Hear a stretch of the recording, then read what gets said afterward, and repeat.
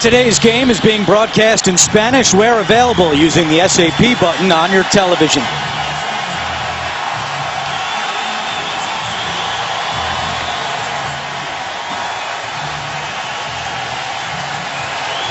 First time that the top two overall picks start against each other in Week 1 at quarterback as rookies. Jameis Winston against Marcus Mariota, a rematch of the Rose Bowl, which was 255 days ago. Oregon and Mariota won 59-20.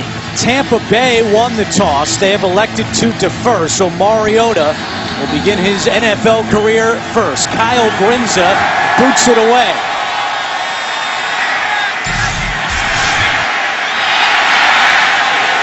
And Mariota will be backed up at the 11-yard line to start. And here comes Marcus Mariota.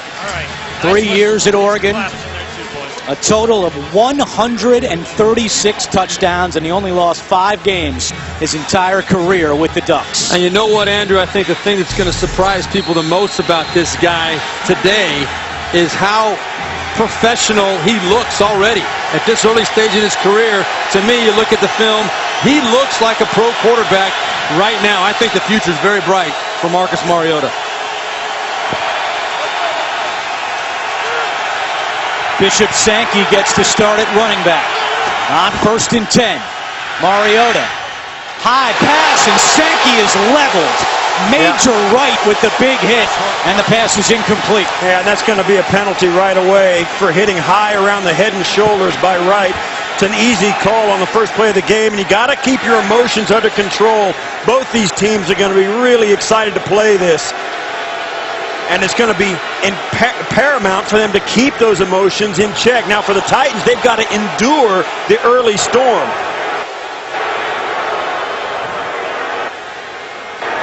Personal foul, unnecessary roughness, hit on a defensive receiver to the head and neck area. Number 31, 15-yard penalty, automatic first down. Wow, you know, this is the new NFL, right, Steve Tasker? I mean, that was a good play. The fact that he did go above the shoulders, that's why the penalty was called. He was almost led into the shoulders. Well, and it's also, he didn't even knock the guy off his feet. I mean, that's how fragile that line is and how thin that line is. The guy, Sankey, didn't even get knocked off his feet, and that was a penalty.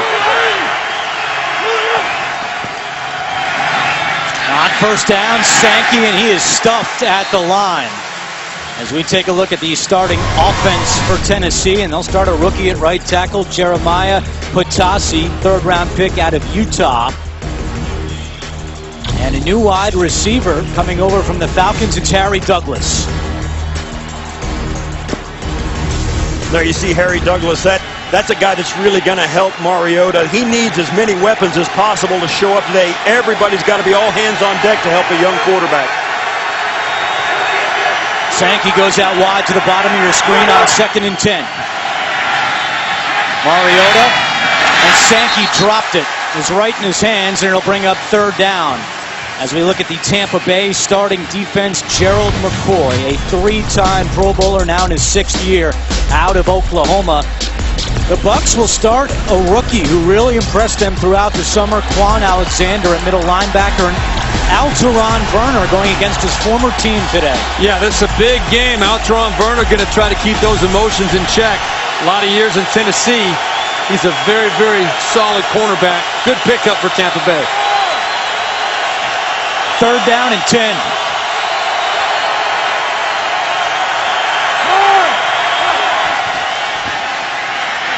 Mariota with time over the middle. Delaney Walker with the catch, and a Tennessee 1st down.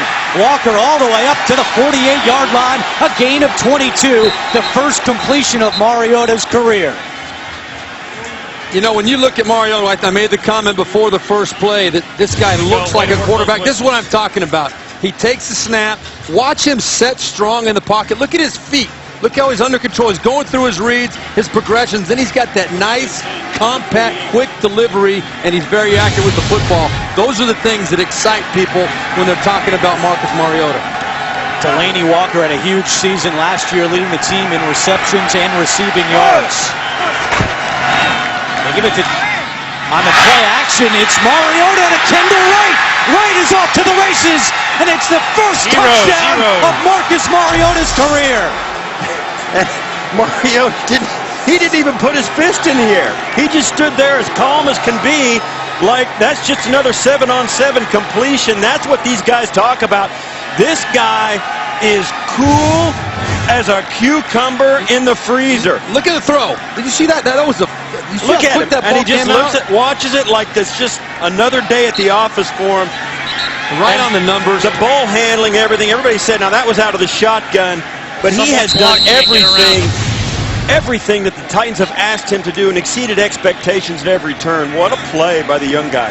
A 52-yard touchdown, and now with the new extra point rules this season, Ryan Suckup will attempt the extra point in what equates to a 33-yard field goal, and the extra point is good. A quick strike by Marcus Mariota and the Tennessee offense. What a start for the number 2 overall pick. Mariota to Kendall Wright, 52 yards. And now it's Jameis Winston's turn to try to match Mariota.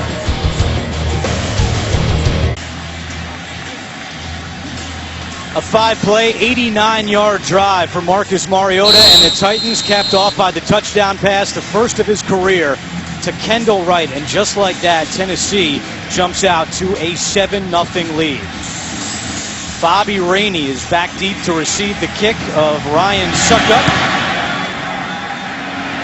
Bounces at the 9, and Rainey will take this one out of the end zone. And Rainey is wrestled down by Philip Supernaw at the 20-yard line.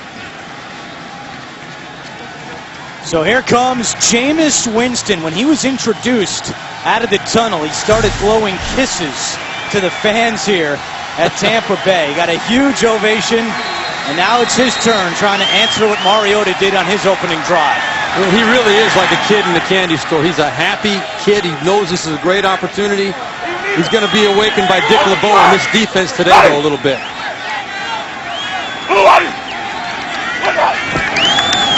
And on first down, they hand it off to Doug Martin. And he is thrown down by Daquan Jones. As we take a look at the Tampa Bay starting offense, they will start 2 rookies on the offensive line. Donovan Smith at left tackle and Ali Marpet at right guard. And a big injury today for the Bucs. As Mike Evans is out, Louis Murphy starts in his place. Yeah, big shoes to fill for Louis Murphy. They're going to have to get some kind of playmaking out of him if Jameis Winston's going to have success today.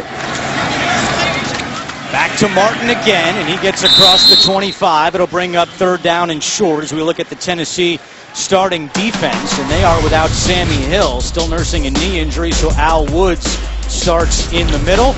Brian Arakpo coming over from the Washington Redskins, a great fit in this 3-4 defense of the Titans. And in the secondary, Cody Sensabaugh starts for the injured Jason McCourty. The Titans do have some added free agents that are going to help them, but they're still not as deep at some positions as they want to be. 3rd down and 3 for Tampa Bay. Jameis' first pass, intercepted. Sensabaugh to the house. Touchdown, Titans.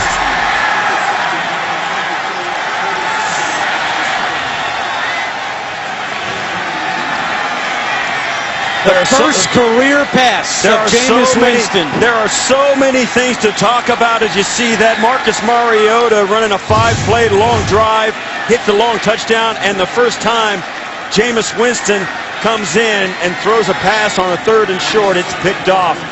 We spoke to him, and he said when the word was when he throws to his left, he doesn't open his hips. Looked like they got open that time, but he didn't look early enough on the throw, and it was picked off. He made up his mind where he was throwing that football. That's one of the things that we've heard. He has to kind of get out of his mind. He did not respect the fact that Sensabaugh was in good position to make a play on that ball. Bad decision by Jameis Winston. Sensabaugh in his 4th year with his first career interception. And the extra point is good by Ryan Suckup. What a start for Tennessee, and an ominous start for Winston. The NFL on CBS is sponsored by Southwest Airlines. Find Southwest Airlines fares online only at southwest.com. Benjamin Moore, paint like no other. And by the 2015 Acura TLX. It's that kind of thrill.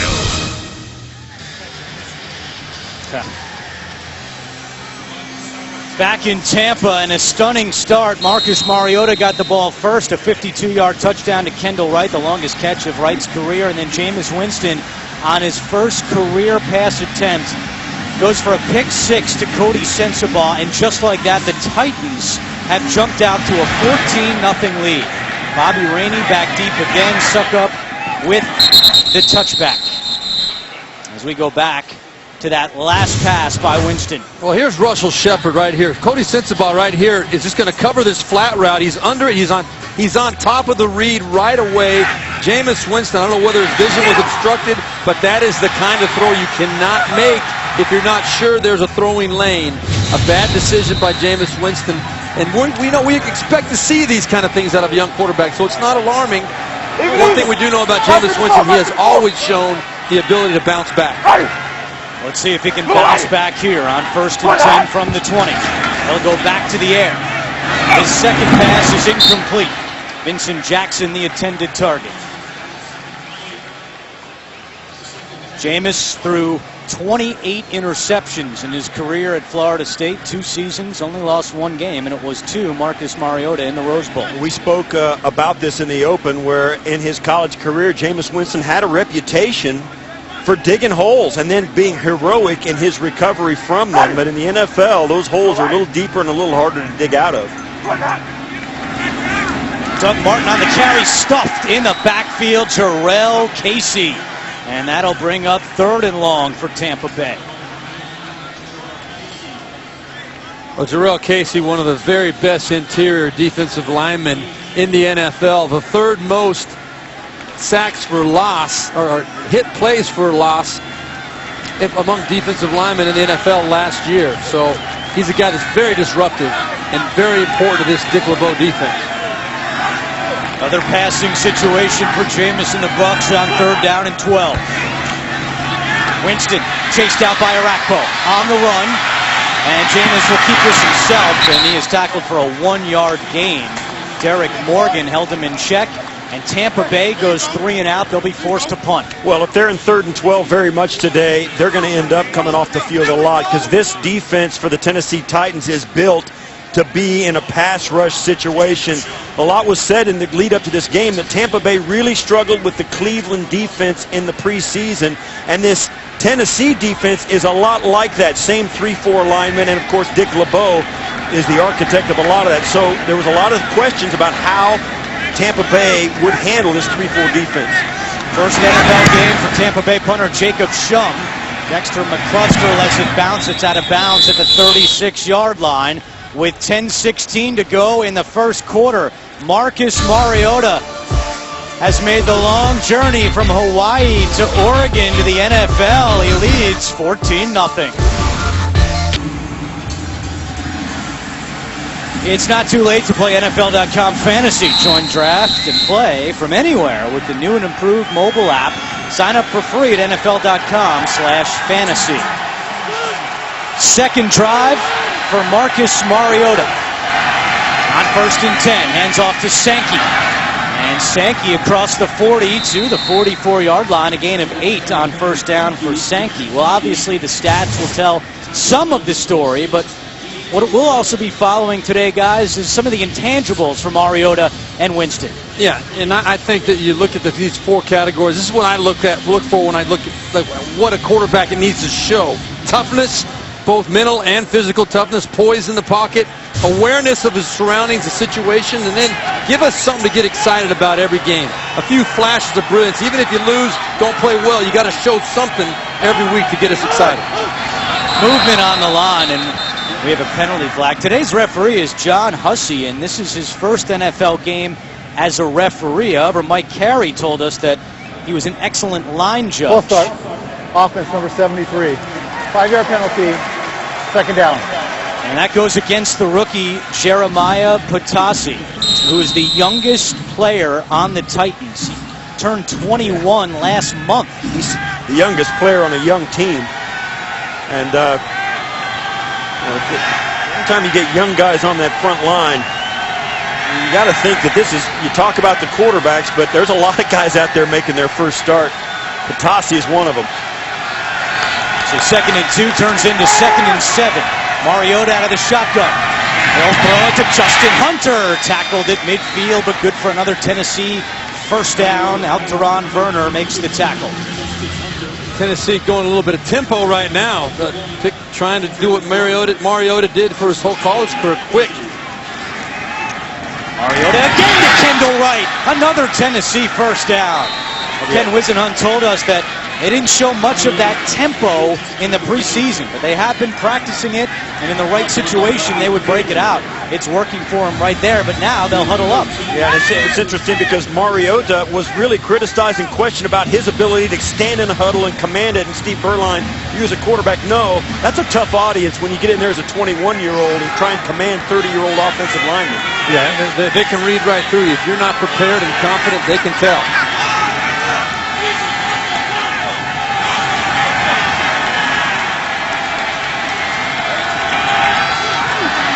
Again, movement on the line, and a penalty comes in.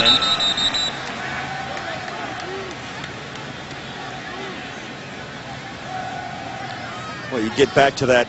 This is going to go on Tampa Bay. You get back to those signs of success for these quarterbacks. Neutral zone infraction. Defense number 51. The defensive player came across and made the offensive player move. 5-yard penalty, first down. I give that to Marcus Mariota. He absolutely changed the play, got down, gave a hard count, and drew those guys offside. You see him changing the protection, making sure everybody's set. And that's a good sign. I mean, the fact that he's that comfortable under the center, and that was a big question mark. He never had to do it in college, but putting his hands under that guy standing that close to the defense is different. Danny Lansana jumped for the Bucs. It's 1st and 5. 3 on the play clock. Mariota just gets the snap. Over the middle and incomplete. Nearly intercepted by the rookie Quan Alexander. Well, Quan Alexander, himself a rookie, he moves out and follows Mariota's eyes and just moves right into the throwing lane. Doesn't bite on the play fake at all, doesn't move up into the run. He watches Mariota's eyes and just flows to the ball. The ball's been coming out of there very quickly by design, and he's starting to get the hang of that rhythm. 7:35 to go, first quarter. Titans lead 14-0 on a Mariota touchdown and a Cody Sensabaugh interception return for touchdown. Mariota over the middle, and the pass is caught inside the 15-yard line. Harry Douglas, his first catch as a Titan. And once again, you're going to see what it is about Marcus Mariota that gets everybody excited. Look at the feet. He's ready to throw. He didn't have enough space to step into that throw, but his delivery and his accuracy and the strength of his arm still finds a way to get that ball. And that ball it was a poor play by the defender. It should have been an incompletion. Harry Douglas should have not made that catch, but still a very good, accurate throw by Marcus Mariota. 1st and 10 from the 12. Mariota rolls out, wide open to Sankey at the 5. Sankey to the corner, in, touchdown! Touchdown number 2 for Marcus Mariota. And the Titans lead 20-0. What can you say? We know this guy is athletic, he's mobile, the misdirection, everything's coming left, he swings the ball out right. Under pressure still, but cool as a cucumber. Finds a way to put that ball right on the money. Touchdown, Bishop Sankey, and a big, big lead for the Tennessee Titans early in this ball game. The first receiving touchdown of Bishop Sankey's career. Mariota with 2 drives and 2 touchdowns. And now Suckup back on for the extra point. He's wearing number 4 this year. Last year he wore number 8, but Mariota is able to take the number away from the kicker Suckup this season. If he keeps playing like that, he's going to keep that number for a very long time. The NFL on CBS is sponsored by the new film Steve Jobs, from the screenwriter of The Social Network, in select theaters October 9th. And by Fruit of the Loom. They test their products so you know they work.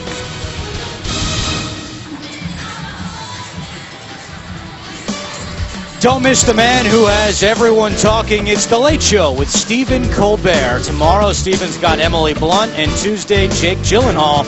Only CBS. 6:49 to go in the opening quarter. Tennessee has a 21-0 lead on Tampa Bay. Ryan Suckup out to kick it away for the Titans, and once again, Bobby Rainey is back deep for the Bucs. This one bounces at the 12. Rainey from the 3. Across the 20.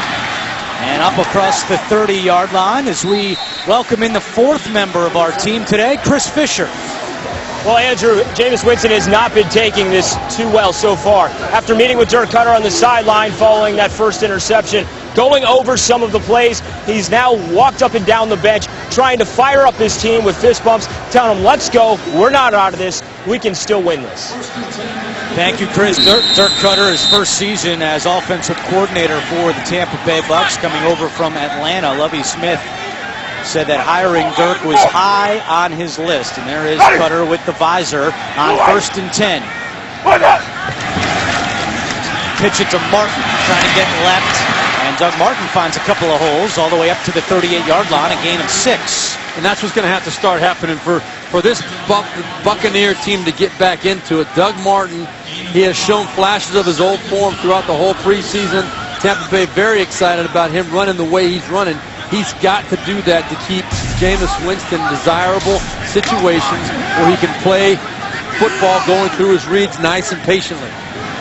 Well, Jameis threw a pick 6, as did Doug Williams, the Tampa Bay rookie, back in 1978. His first pass attempt went for a pick 6. Winston on the ground to Martin up the middle with some room. Doug Martin to midfield. Doug Martin in a contract year had a big preseason. Tampa Bay raved about his summer, and he picks up 14. Oh, it's a nice job by the offensive line up front. You're going to see these offensive linemen match up and get to the second level. They're just going to clear a spot for Martin to come through and weave his way through. A hat on a hat and let Martin pick the path, and you get those defenders on different levels as those offensive linemen get up to those linebackers, and it creates some space for a big run. The first down today for the Buccaneers with 5:23 to go in the opening quarter. Martin trying to reverse field. Jameis with a block. Martin around the left side. Doug Martin with a first down. And a big assist for Jameis Winston. And that block, Andrew, literally did make the play. Doug Martin would not have gotten back to the line of scrimmage had not Jameis Winston been willing to stick his head in there. You're going to see him coming in from the top of the screen. There it is, left side, getting in the way, making sure that Al Woods doesn't make that tackle. That allowed Doug Martin to get to the edge and pick up another first down for Tampa Bay.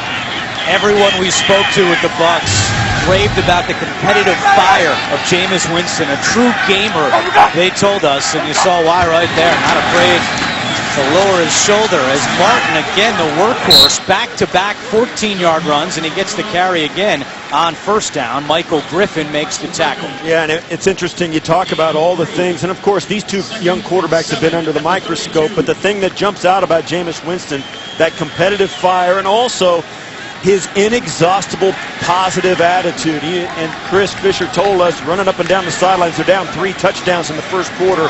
I'll tell you what, Jameis Winston can't remember the last time he was down 3 touchdowns in the first quarter, but he is the same guy, positive attitude even then. Winston still yet to complete a pass. He's 0 for 2. Back to the air here, and he throws incomplete. Pressure was coming from Carl Klug, and Winston just had to throw it away. It's third down. I think what happened here, Jameis Winston thought that Tennessee was going to be blitzing him. They came up with the safeties. Dick LeBeau, Ray Horton doing a good job of baiting Jameis Winston and changing that play at the line of scrimmage. They were expecting pressure. He checked to a good, solid play-action pass, and Tennessee did what? They dropped back into zone coverage. Jameis Winston had nowhere to go with that football and was under heavy pressure. Dick LeBeau joining the Titans this year as an assistant head coach, but he will call the plays. Ray Horton still the defensive coordinator. Third down and 7. 3 on the play clock. Winston out of the shotgun fires, and that's his first NFL completion. It goes to Vincent Jackson right at the chains. We'll have to wait for a spot. Well, in this situation, you would think that Lovie Smith has to go for this on 4th down. Good job by Jameis Winston. You see his feet here, this time underneath him. He had a nice clear lane, threw a good confident pass to the outside. A nice route at the top of the screen there by Vincent Jackson, just short of the 1st down. Correction, it is 4th down. 4th and inches, and Tampa Bay is keeping the offense on the field. Last year they were 4 for 12 on 4th downs. And before the snap, a whistle and a timeout was called for by Tampa Bay. Before the snap. So they will talk things over with 3:17 to go. 3:17 to go in the 1st quarter, and following the Tampa Bay timeout, Lovie Smith still has the offense on the field for 4th down and 1. Jaworski Lane, the fullback, Doug Martin, the running back. Winston will throw. Has some time, steps up, he's got the 1st down, and he slides at the 20 for a Tampa Bay 1st down. That's something they've been working on with Jameis Winston. Dirk Cutter said he didn't know how to slide when we got him here in the NFL. He was so used to putting the shoulder down at Florida State. Looking good there, and 1st and 10 from the 21. Good poise and composure. Remember, this guy, even though he's not nearly as athletic as Mariota, he did rush for 2 touchdowns in the preseason. He can pick up a 1st down like he just showed us right there. Again, the Bucs without Mike Evans today, sidelined by a hamstring injury. And the ball is out. Jameis falls on it. That was Winston all the way. That ball slipped right out of his hand as he was extending to give it to Doug Martin. Sometimes that ball comes up wet from the center. You can see that ball never got into Doug Martin's breadbasket, and Jameis Winston wisely fell on top of it. Yeah, and that's both those things, both the scramble for the 1st down and then covering this up. You can't do too much. You know, a young guy a lot of times will try and get extra yards on the scramble on the play before, or scoop that ball up and make something out of nothing. It's the right play on both those instances, just to take it and live to play another down. Loss of 7. It's 2nd and 17. Play action. Jameis over the middle, and it's juggled and caught by Safarian Jenkins. Should have been intercepted. Instead, it's 1st and goal for Tampa Bay. Yeah, this is a really poor decision, and this is the kind of play that really concerns Dirk Cutter and the rest of the coaching staff for Tampa Bay. Jameis Winston decided he was going to throw that football no matter what. He survived. Miraculously, this ball is caught down the field, but this ball should not have been thrown. It should have been intercepted 100%, Andrew. There's no reason why Jameis Winston should have made this throw, and he cannot continue doing those kind of things. DeAndres Mount had his hands on it. Instead, it's 1st and goal. Doug Martin. And he was tackled at the 7-yard line. Carl Klug in on the stop. And those are the kind of things your defensive players like the Titans are going to clap their hands and shake their heads at. That's when you should have been piling on, you know, making it day worse and try and get it to go downhill for Jameis Winston. You let him off the hook, give him a little life, and all of a sudden it's 1st and goal inside your 10, and your back's against the wall. And they have a big target in Vincent Jackson, 6'5". He goes in motion. Final minute of the 1st quarter. And a whistle before the snap. And another Tampa Bay timeout. That is the 2nd charge timeout, Tampa Bay. 2nd timeout this quarter by the Buccaneers.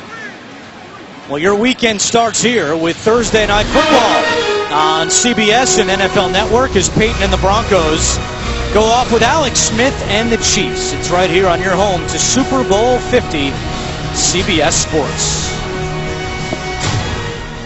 Chiefs had a big win earlier today at Houston. Broncos in action as we speak against the Ravens. And you can see that last year, Peyton Manning, 39 touchdowns, 15 interceptions. Again on Thursday, the Broncos and the Chiefs. Chief looked pretty darn good today too. Alex Smith came out on fire. Big, strong first week performance by the Chiefs. One of the things that Steve Tasker and I were noticing on that last play, good timeout by Lovie Smith because Jameis Winston wasn't sure what he wanted to do. Winston, shovel pass inside. And Angelo Blackson, the rookie defensive end out of Auburn, was not fooled on that play. It brings up 3rd and goal. Yeah, this is a little shovel pass trying to catch him with some misdirection. Blackson did a great job of staying at home. Watch him just slide down the line and just keep his eyes in the backfield past Marpet. Marpet, the rookie offensive guard. He had his hands on Marpet, but his eyes in the backfield, and allowed him to make that play on the ball. Keep in mind, this is an area of the field where the Bucs really miss Mike Evans, the big target. That's the end of the first quarter with Tennessee leading 21-0. We'll return to Tampa after these messages. You're watching the NFL on CBS, home of Super Bowl 50. Three receivers. Start of the second quarter here in Tampa, and a big play coming up for the Buccaneers. They trail 21-0, staring at 3rd and goal. This is a situation where you've got to have a quarterback that's decisive and accurate with the football. Winston out of the shotgun. Tosses end zone, touchdown! Austin Seferian-Jenkins, the first touchdown of Jameis Winston's career.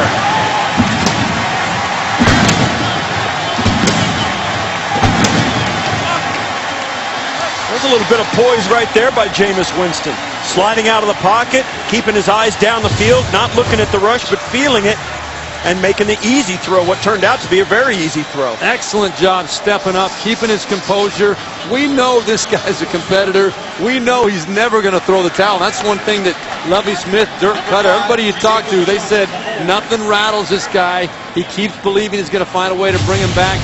Right there, a really, really important big play out of Jameis Winston.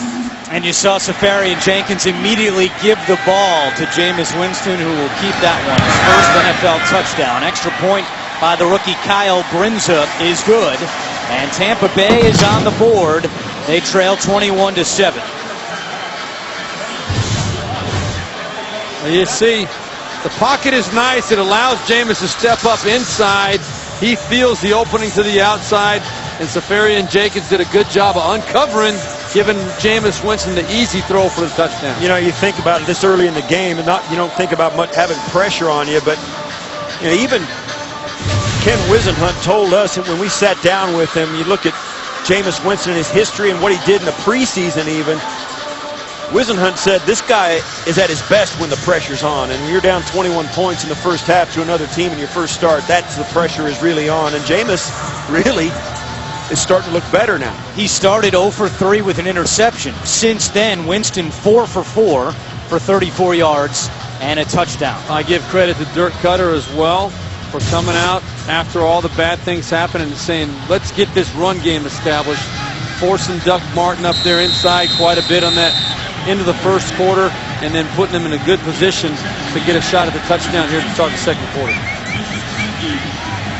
Bishop Sankey is back deep for the Titans to receive the kick. Antonio Andrews is inactive today with a hamstring injury. So Mariota and Winston meeting for the second time on the field. 255 days ago, the Rose Bowl, and it was all Oregon. Jameis Winston, that was his only loss at Florida State. Mariota, the offensive MVP with 2 touchdowns passing and 1 rushing touchdown. 59-20 was the final. As you look at their numbers in that game, Ducks went on to lose in the national championship game to Ohio State. So Mariota back to work on 1st and 10 from the 20. He's 6 of 9 to start for 130 yards and 2 touchdowns. Sankey around the left side, flag is down. Sankey is shoved out at the 37-yard line after a gain of 17. We'll have to see what the penalty is. This is going to come back. Taylor Lewan working on the outside. Holding. Offense number 77. 10-yard penalty. Remains first down. He's working against George Johnson on the outside, and that's what helped Sankey get to the edge. Right there. I don't know, late in the play, yeah, I don't know, early on though, that looked like Lewan was doing a pretty good job on him. Taylor Lewan, one of the most talkative young players you'll ever come across. But in his second year, you can look for him. He wants to be good. He did a lot of things there at left tackle, knows it's a premier position, and he wants to be great. He only had one holding penalty last year. 1st and 20. McCluster on the delay up to the 12. Not much doing on first down there. Well, how about the last drive by Marcus Mariota? Pretty impressive all the way across the board. You see he's always in position to deliver the football. Notice the accuracy. Always on the money. Athletic, getting outside the pocket, making the throw on the move. Not much to dislike about what we've seen from Marcus Mariota to this point. 5 different receivers already here early in the second quarter that Mariota has connected with. Play action, Mariota scrambling. Flag is down, throwing deep for Kendall Wright, and that is incomplete, but flags come in on that. Werner was on the coverage, so there are 2 fouls on the play. One at the line of scrimmage and another marker down where the pass fell incomplete. Yeah, looks like we might have offsetting.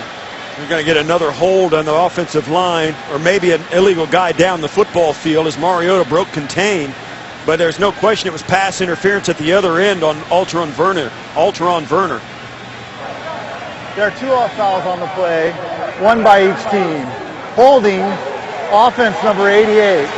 Pass interference, defense number 21. By rule, those fouls will offset. 2nd down. So Craig Stevens for the hold, Werner for pass interference.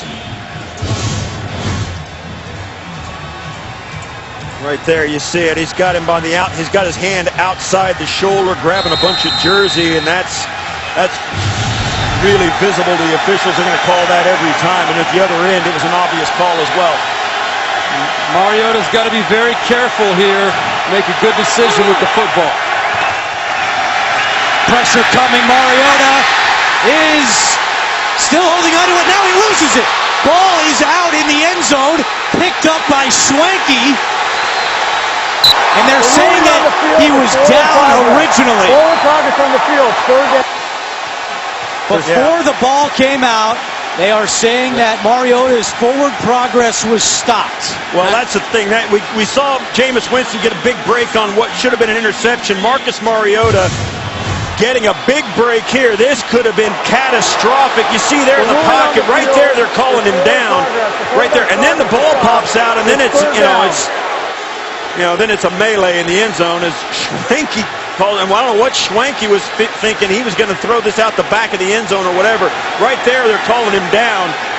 And that is a huge break for Tennessee.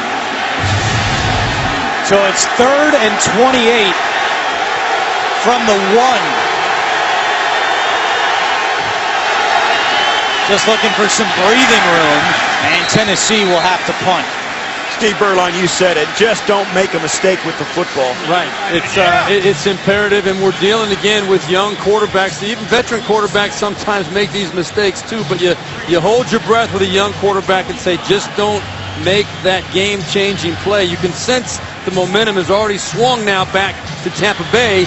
Marcus Mariota, very fortunate, as you said, Steve Tasker, not to have had a disastrous play there. Mariota and Ken Wisenhunt huddling up here on the sideline, and now Brett Kern will punt from his own end zone. Rainey is back deep. Tampa Bay should have good field position. Rainey from his own 39. Rainey has some room across midfield. Rainey still going. A late flag comes in from behind the play. A 57-yard punt, a return of 22, but let's see what the penalty is. During the return, blocking the back, number 27 of the receiving team. 10-yard penalty, 1st down. That's on Jonathan Banks, the 3rd-year corner, but it's Tampa Bay football when we come back. 11:43 to go, 2nd quarter, and let's go back to that play and see if you can listen for a whistle.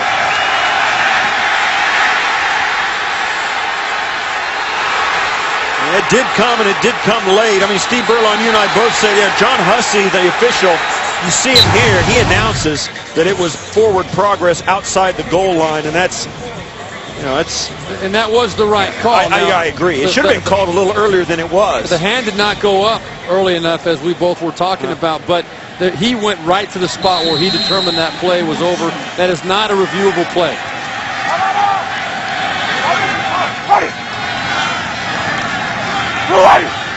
Tampa back on offense, trailing 21-7. Play action. Winston going to keep it himself, and he's taken down for a gain of 1 on the play by Zach Brown.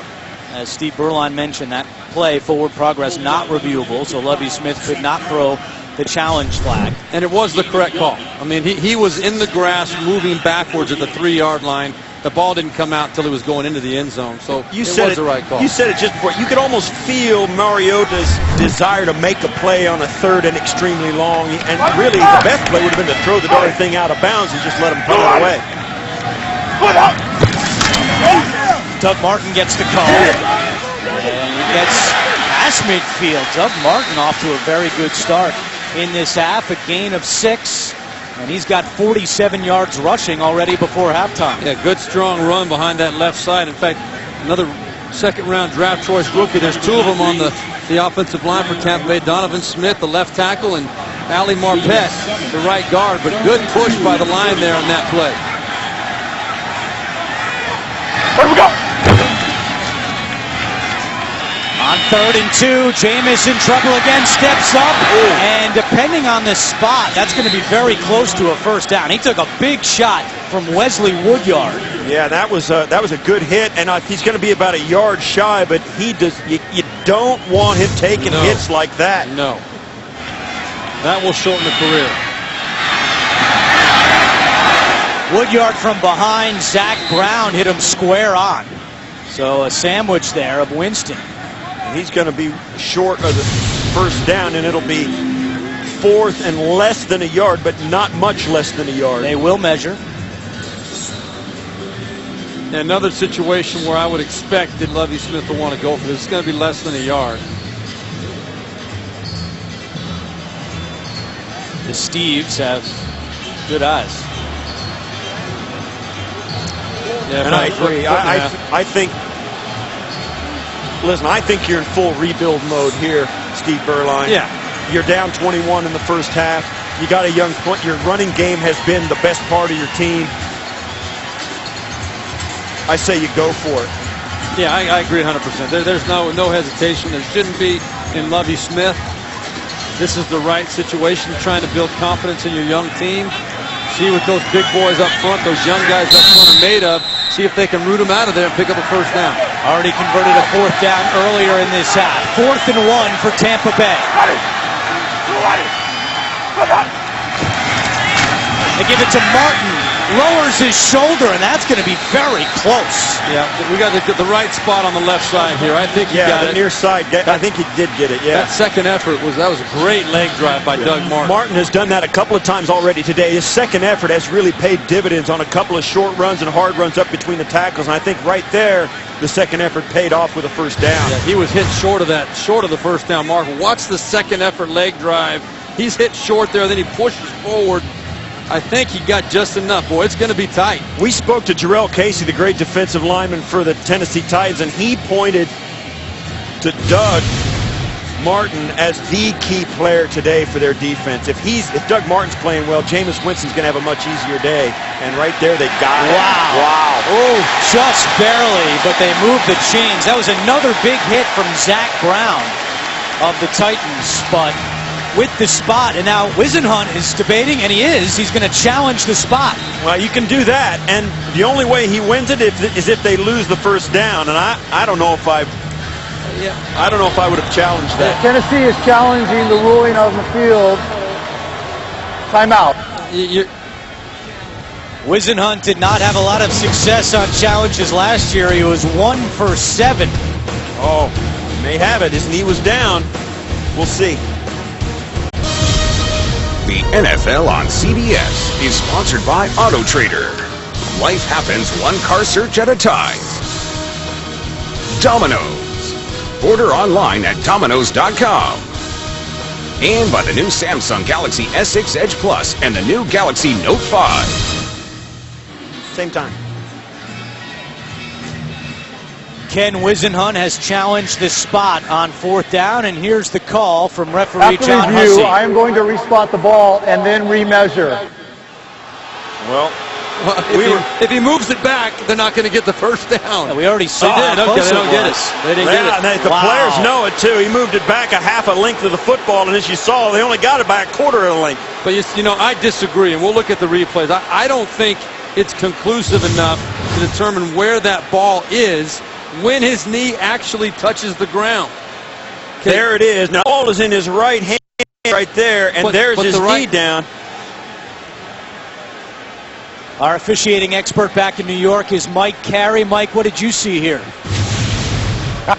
Exactly what they did on replay. If you paste this together, if you wind it back a little bit, you'll see where the hash mark is. There's a little divot right inside of that.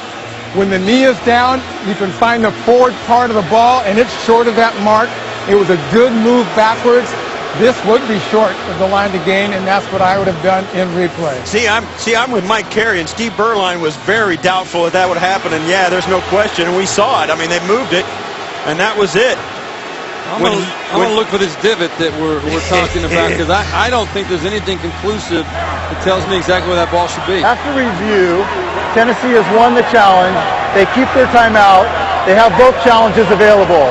First down. I chuckle because I was right and you were wrong, not really because I care which team got the first down. Second time today, too. This must be the divot Mike Carey was talking about. That's No, the knee, right, the divot right there. where the other's foot is. Now there. Yes, that's the divot. You'll see the knee down, Yeah. and you can still see the ball clearly. It's a good Oh shot yeah, there's right ball down the pumps out line. later. Yeah. Wow. Yeah. Mike, Great thank review. you. Terrific stuff back in New York. We appreciate it. So Tampa Bay is stopped 1st and 10 for the Titans with 9:49 to go in the second quarter. Terrence West acquired in a trade with the Cleveland Browns last week, and that's his first carry, a gain of 4. So Ken Wisenhunt has as many successful challenges this year as he did all of last year with 1. And I'll tell you, you got to tip your hat to, because neither Steve Berline or I thought that was even a possibility. I mean, it was so close, and there's so much traffic. You rarely get those spots on the challenge because there's so much traffic to look through. On that one, he got a lucky break, and there was a good view of it, or at least good enough to change it.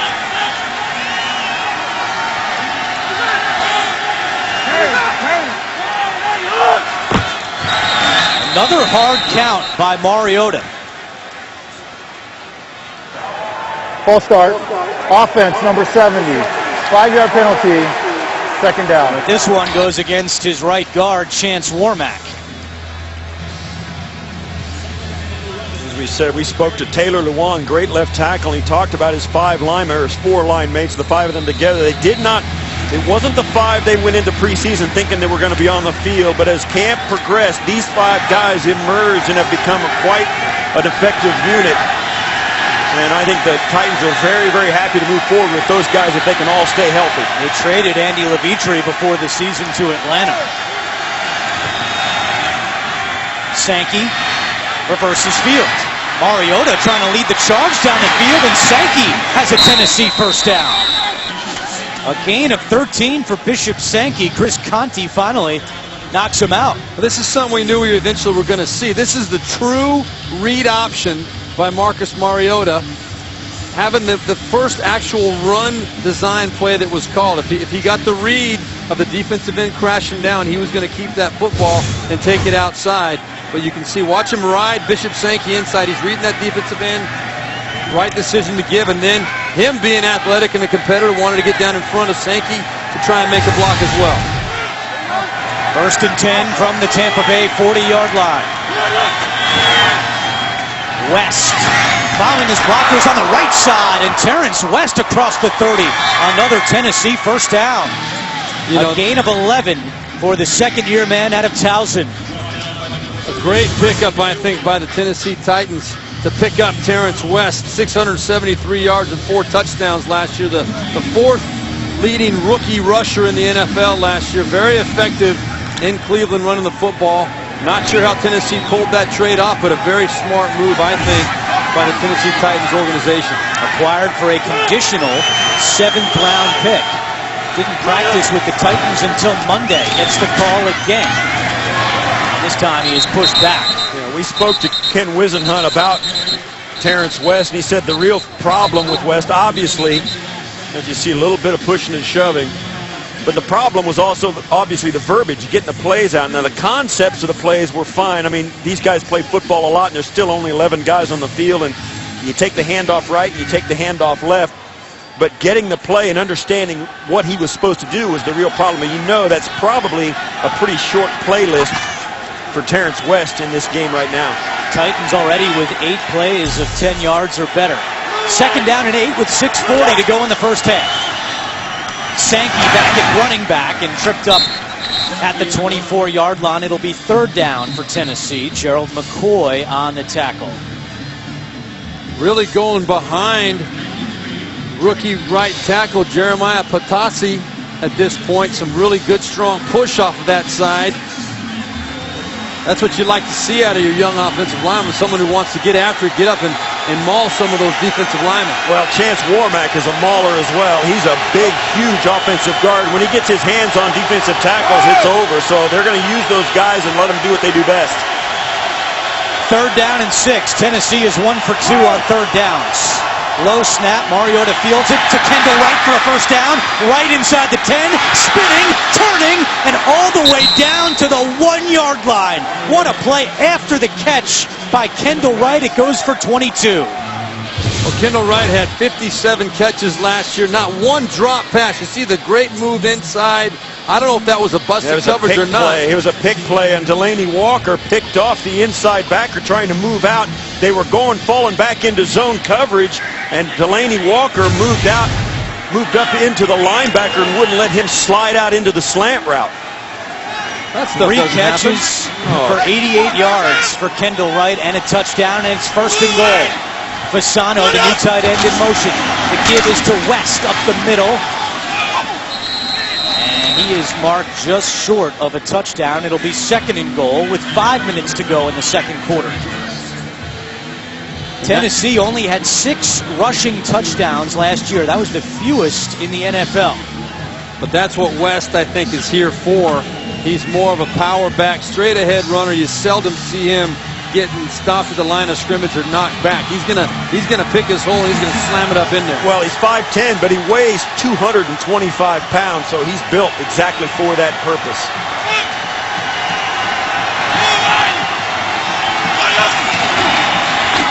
Play action. Mariota wants to keep it himself, and not much room. Great pursuit by Quan Alexander, the rookie that we've spoken of already today. Tampa Bay's last 12 draft picks, out of their last 12 draft picks, 11 have been on the offensive side of the ball. The only defensive guy they've selected in the last 2 years is that guy right there, Quan Alexander. Well, they got a good one, too. This is one of those plays where a young quarterback or young player in the NFL realized he's at a different level. I think Marcus Mariota, when he tucked that football, he thought he was going to score, but all of a sudden that door closes. We'll see what kind of opportunity they give Mariota to throw the football here. With 2 on the play clock, 3rd and goal. Mariota to Douglas for the touchdown. 3rd touchdown today for Marcus Mariota.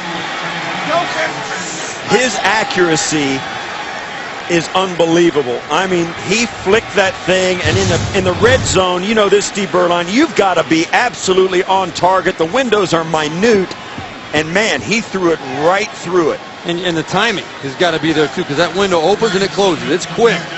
And right there, as you said, to have the poise and the composure to find the threads, deliver that ball on time, on the money. I love his delivery. The way that ball comes right out of his hand. Reminds me of Dan Marino, the way that ball is so tight coming out of there. It was former Titan Alteron Werner on the coverage for Tampa Bay. Harry Douglas with his first touchdown as a Tennessee Titan. And now Ryan Suckup for the extra point. And how about this? Last year, Tennessee's season high for points in a game was 28. They have 28 in the first half today against Tampa Bay. Marcus Mariota with 3 touchdowns already in his NFL debut. Week 1 continues with Sunday Night Football on NBC and a Monday Night Football doubleheader on ESPN. And then Week 2 kicks off with Thursday Night Football on NFL Network and CBS. What an impressive start for the Tennessee offense led by Marcus Mariota. Harry Douglas with his first touchdown as a Titan, a 9-play, 56-yard drive that took up over 6 minutes. And it's 28-7 in favor of the Titans. Ryan Suckup to kick it away, and Bobby Rainey is back deep for Tampa Bay. And this will be a touchback. It'll be Jameis Winston back out on the field, and he'll start at his own 20-yard line when we come back. The NFL on CBS is sponsored by Geico. 15 minutes could save you 15% or more on car insurance. And by FanDuel, the leader in one-week fantasy football.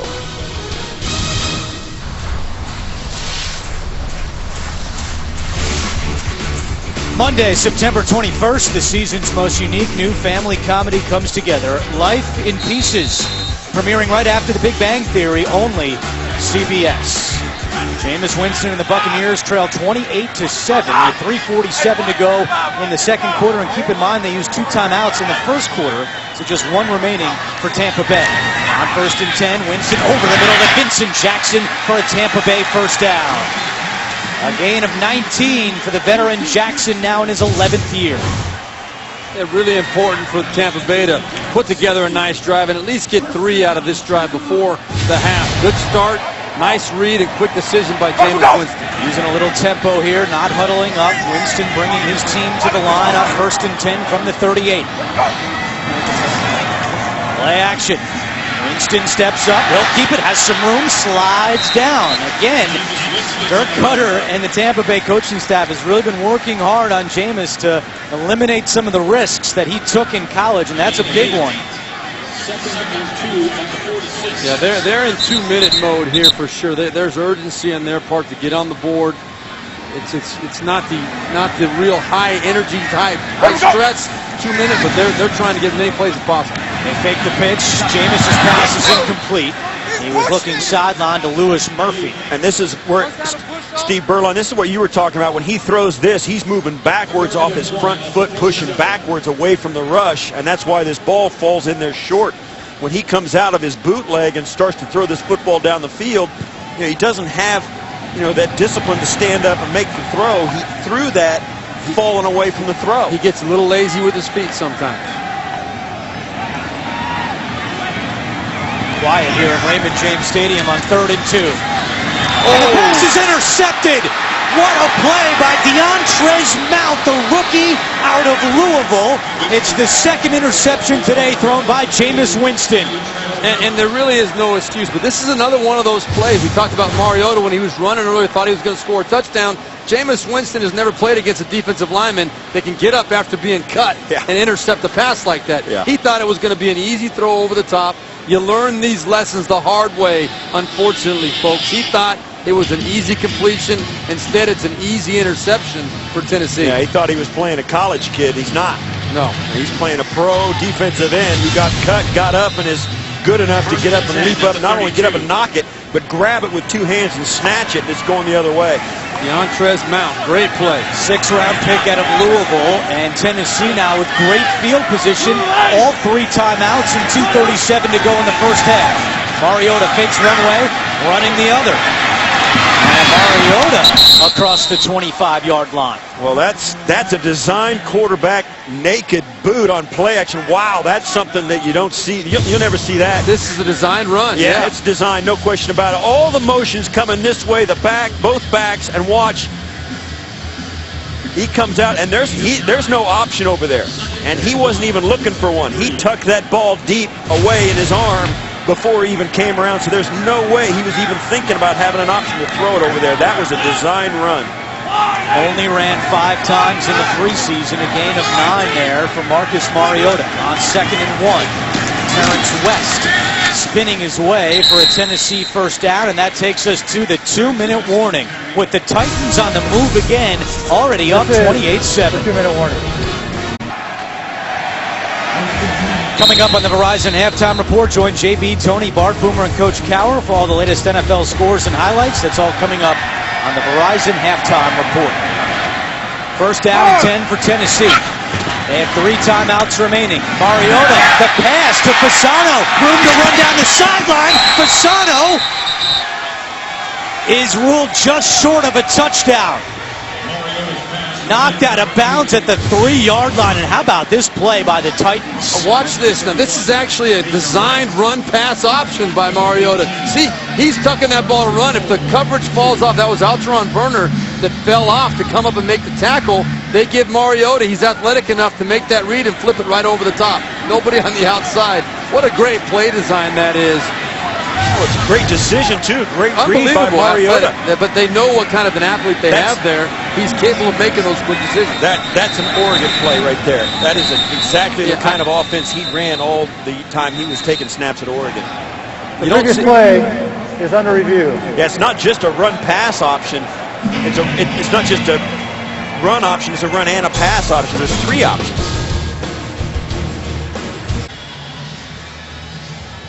That last play was under review. And now here's the call from referee John Hussey. The ruling on the field stands. First and goal. Remember, inside 2 minutes, all reviews are initiated from the replay booth. They just wanted to make sure on the spot of that last catch by Fasano. And it does look like he clearly stepped out at the 2 right there. And that's where they spotted. First and goal from the 2 for Tennessee. Wouldn't be surprised to see something to get Mariota to the edge here again to try and take advantage of that running ability. Terrence West, the running back. Mariota to West, trying to force his way up the middle. No signal yet, and they're going to say he's down at the 1.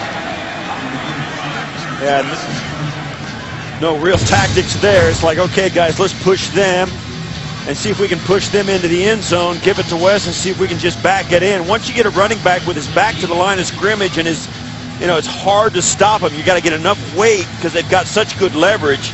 As we said before, West, a 5'10", 225 guy, is going to have some strength in his lower body. And all those guys, you see the momentum starts to get there, and it's just a race against time as to how many hands they can get on West before the weight pushes him into the end zone. So Tampa Bay elected not to use its final timeout here. The clock is all the way down, close to a minute, and now Ken Wisenhunt has called timeout as the play clock was about to expire. Tennessee. Are you surprised that Tampa didn't use their last timeout there? Well, I think if you think about it, if they don't get in, they're going to have third down. It's going to, the math, I'm not doing the math quick enough in my head, but you would think that he'd want to try to get the football back with some time on the clock. Maybe you get a nice kick return, and Jameis Winston has a chance to get his team in position for a field goal. Yeah, I mean, that would be, I think, what you'd expect most coaches to do in that situation. Instead, it's Wisenhunt calling timeout with 1:02 to go. Second and goal from the 1. There you see Zach Mettenberger, the other young quarterback who had a chance to step in and play quite a bit last year before he got hurt. The previous play is under review. So now they're going to take another look at the West run on first and goal to see if he was able to get into the end zone. Well, here it is. There's 35 you see, and you kind of got to pick him up as they start to unwind the traffic. There he is. That's his lower body there. There's the ball right there. Hold on here. And this is right there is the ball. And that looks to me like a touchdown. Mike Carey is back in New York, our officiating expert. What did you see here, Mike? Yeah, Steve, you have it called just right. When you freeze the ball, we have a shot right down the line, and the ball is clearly breaking the plane of the end zone. This would be a touchdown if I was in the booth. Now, who called for the review? I mean, does this come from the on-field or the replay official It called has to, down? Inside 2 minutes. And called down, yeah. He saw this same angle and said they need to take a closer look at it, and there it is right there. And this, in my opinion, should be reversed because we have a shot down the line. and you can see the ball clearly breaking the plane. You can drop a plumb line down, and it's right down the middle of the line. All right, here's the call. The ruling on the field stands as called. So they're not overturning it. Yeah, Now, I agree with you on that one, Mike. I thought that was very clear. The previous one, to me, was not conclusive. That, to me, was conclusive. Yes, you know, but this is not an exacting science, Yeah. and there's some judgment in it. But in my opinion, that ball broke the plane, should have been a touchdown. Agreed. All right, Mike, thank you. 2nd and goal now for Tennessee. West again, up the middle, and he is stuffed by the Tampa Bay defense. Tim Jennings among the many leading the charge. Yeah, and that becomes a huge play now with Lovie Smith not using the timeout, because if they get in there, then they do have the time left. But now that was not even close. Great job up front, right down the line. Tampa Bay holding their ground. Now the clock is still running. 3rd and final charge timeout. Tampa. But Tampa Bay called the timeout. They're going to have to reset the clock. And they do. 52 seconds. It was all the way down to 38. But the water boy was on the field, so clearly it was a timeout. And it'll be 3rd and goal after Tampa Bay has used its final timeout. Don't forget, coming up on the Verizon Halftime Report, join JB, Tony, Bart, Boomer, and Coach Cower for all the latest NFL scores and highlights, as well as a preview of the season debut of Thursday Night Football on CBS and the NFL Network. That's all coming up on the Verizon Halftime Report. So 52 seconds remaining. Tampa Bay does not have any timeouts remaining. It's 3rd and goal for Tennessee. West has been stopped twice in a row. What will they do here for the 3rd time? Mariota to the air, touchdown, Tennessee, Delaney Walker. And that is the 4th touchdown of the half for Marcus Mariota. You know, 9 times as a collegiate quarterback, he threw for 4 or more touchdowns during the course of a game. I don't know how many times he threw for 4 in the first half. He's making it look easy. That was a very simple design play right there. Just drop back and throw it to Delaney Walker, but still the execution absolutely perfect. Well, that's the thing too, and like we said before, you got to be accurate and on time. And his really, and you said Dan Marino, I was like, wait, pump the brakes. But you know what? Marino had the fastest delivery and the fastest release of anybody I've ever seen. That's what I'm talking about. That's what you're looking at with Mariota. There's a very quick, very accurate release. No wasted motion. That ball is out of there as soon as he makes the decision. Extra point by Suckup is good. Marcus Mariota is 10 of 13 for 175 yards and 4 touchdowns. His passer rating is 157.9. A perfect passer rating is 158.3. A near perfect first half for Marcus Mariota. I think if you ask Ken Wisenhunt, he would say it's perfect. Let me also clarify something. We had the meeting with Ken Wisenhunt, and he was very open and very more so than he normally is with us in these meetings. But he said, hey, we purposely did not show a lot of stuff that we were going to do. That's what every team does going into week 1. So we know this has been brilliant game planning to this point by Ken Wisenhunt and his offensive staff. Let's see if Marcus Mariota and the Tennessee Titans can continue to build now when teams start to understand what to expect out of them offensively. Well, I think one of the big questions that was answered was, can their running game be as big a factor as they're going to need it to be? Because last year it was not a big enough factor. Of course, they went through 3 starting quarterbacks a year ago as well because of injuries. But today they've gotten good production out of Sankey and West, and it's helped Mariota. And of course, he has been, I got to say, he's been great. He's been great. Suckup kicks it away. This will be another touchback with 48 seconds to go in the first half.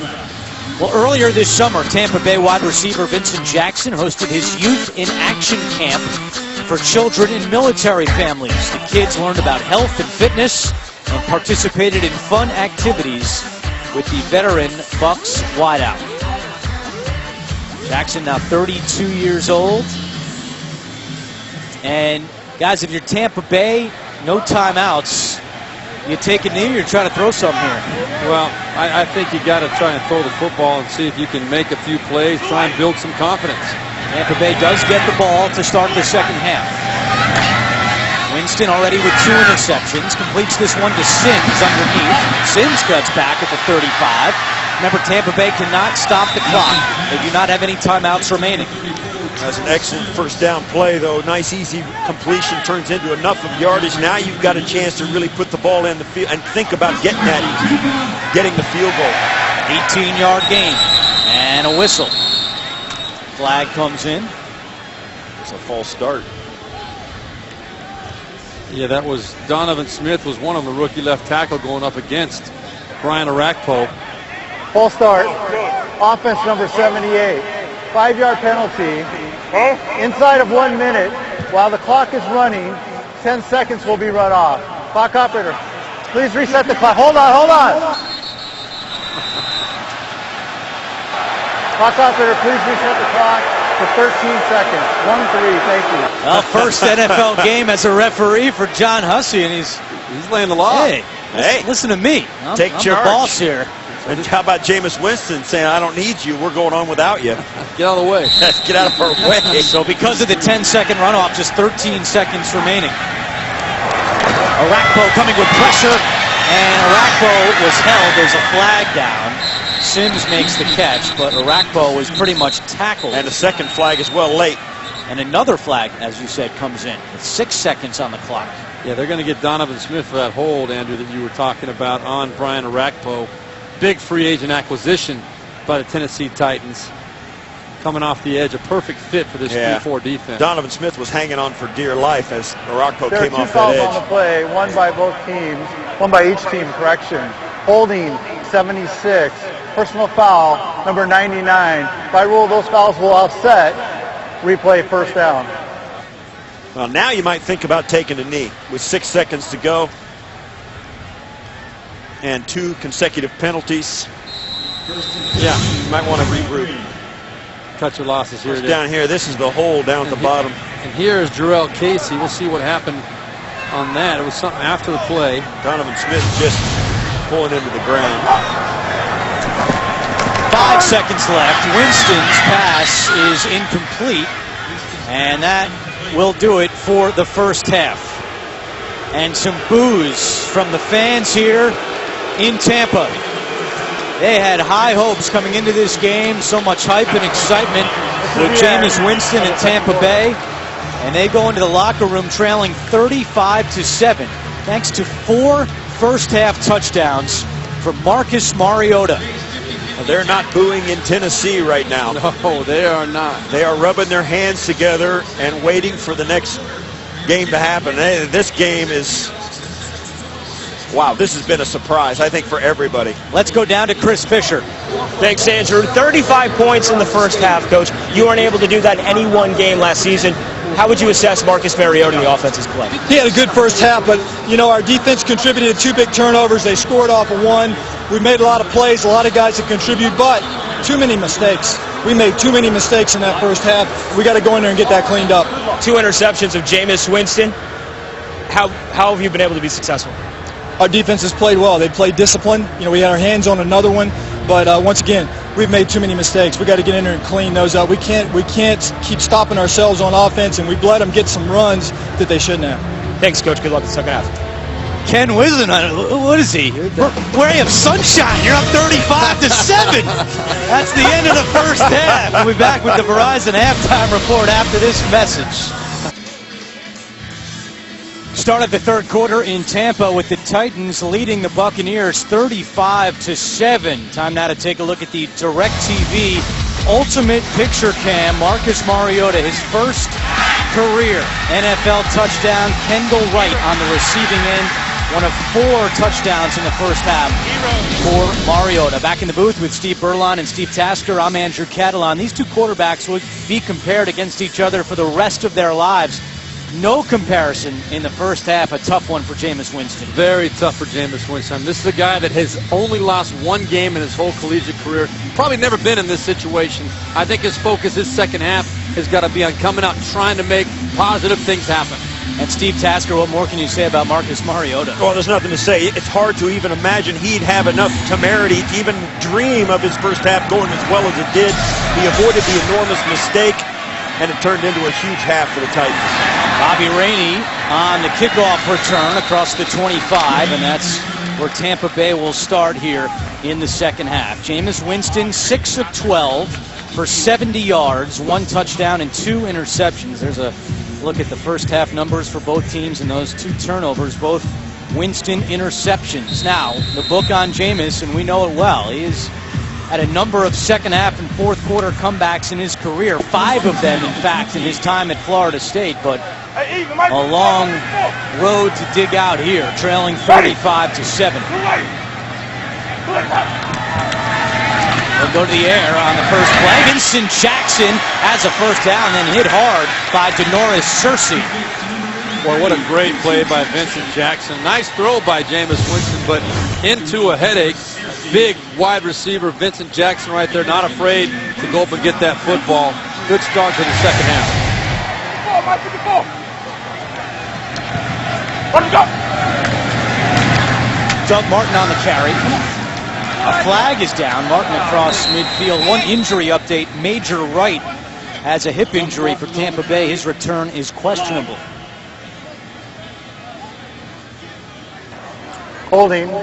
Offense number 78. 10-yard penalty. First down. Called on the right tackle, the veteran Gosder Sherilis. And a look at the numbers for both quarterbacks in the first half. Well, there you go. I mean, that Mariota's numbers are just unbelievable. 0 turnovers, and that's huge. And we said one of the big things for a young quarterback to do is stay away from the enormous mistake. Well, Jameis Winston couldn't do that. And aside from the 1 sack that he took deep in his own end that almost was catastrophic, Mariota has escaped it completely. Winston is sacked. Brought down by Jarrell Casey, who had 5 sacks a year ago. A loss of 8 on the play. Well, that was a coverage sack as Winston is back in the pocket. He'll set up, and everywhere he looks, they only had 3 guys out in the route, and all 3 of them, his number 1 option was double teamed on the near side. There was just nowhere to throw it. 3 guys tried to get a piece of Jarrell Casey right there on that play. Tremendous individual effort by him to get to Jameis Winston as well. Tampa Bay allowed 52 sacks a year ago, 3rd most in the NFL, and they've just got another one. Back-to-back for Tennessee. This one goes to Derek Morgan. This is just Jameis Winston. We talked about it, his feet get a little bit heavy at times. This is about as easy a sack as Derek Morgan's ever going to get. Jameis Winston should have been able to spin out of this, buy himself a little bit more time, but he kind of gets himself tangled up a little bit with the right tackle. That was Gosder Cherilis backing up into him. But just when it rains, it pours in these kind of situations. It's 3rd and 42. That's the longest 3rd down conversion I've ever witnessed. Winston, and that pass is ruled incomplete. It was on a hop. Tampa Bay goes nowhere with their first possession of the second half, and more boos from the fans.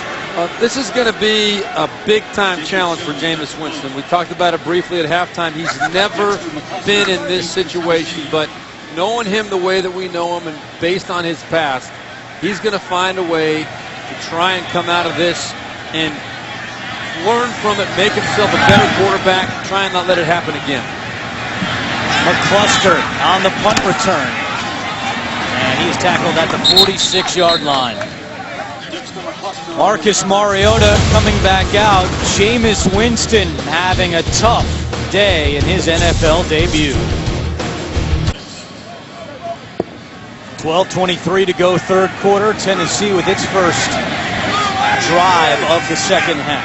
They lead it 35-7. Sankey gets the call, and first down has some room. Bishop Sankey into Tampa Bay territory with a first down and a gain of 16. Well, Marcus Mariota having a phenomenal start to his career. We mentioned this checklist, the intangibles checklist. What do you got, Steve Borline? Well, from a toughness standpoint, he hasn't been really challenged that much today, so I'm going to reserve judgment on that. But as far as the rest of them, great poise, incredible awareness, and then the brilliance. Give him 4, 5, 6, however many stars you want to give him down there. He's been brilliant today, no doubt about it. 10 of 13 for 175 yards and 4 touchdowns. He has more touchdowns than incompletions. Sankey again, spinning away and across the 35-yard line. Great run by Bishop Sankey, but on that note with Marcus Mariota, I just think we can't say enough about the fact that he has not made a bad decision today, other than the sack that he took and trying to make too much happen. That's the only play where he's really, you can sit there and say he did something he shouldn't have done. Look at that. Yeah, the perfect rating you see on the top left, 158.3. Wow. That's a pretty good day for your first day. Of course, Ken Wisenhunt said they had too many mistakes in the first half. That's a typical coach, though. I mean, he's up 35-7. He's, still coaching. Sankey again. Wisenhunt has a great record in week 1. Oh, the ball comes out. Sankey coughs it up late. And Tennessee has recovered. And that's the kind of thing, you got to get those kind of balls if you're going to get back in this game for Tampa Bay, and that's exactly the kind of break that Tennessee has continued to get. We spoke about recovered by the offense. First down.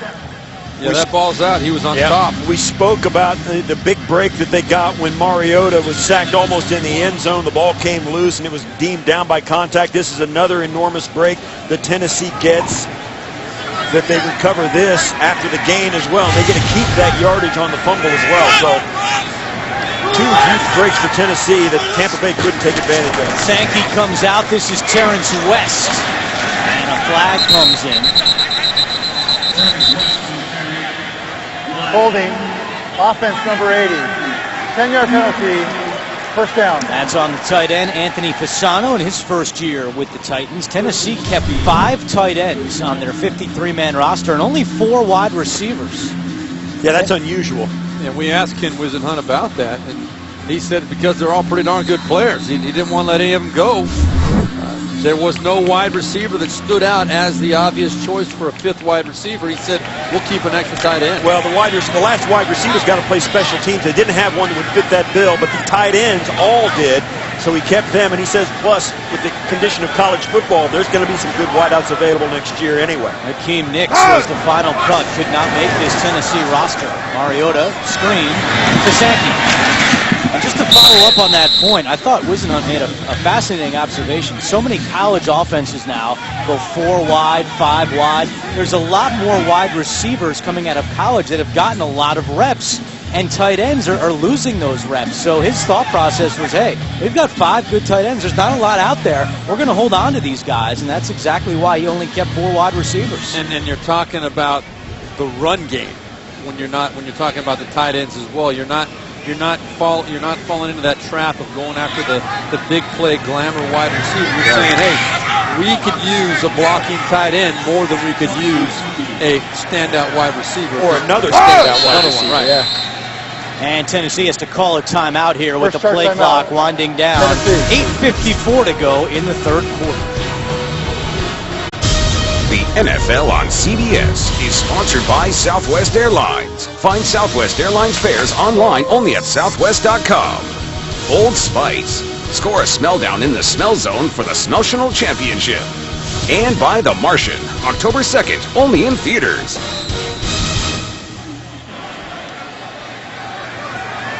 Following the Tennessee timeout, 2nd and 20 with 8:54 to go in the 3rd quarter.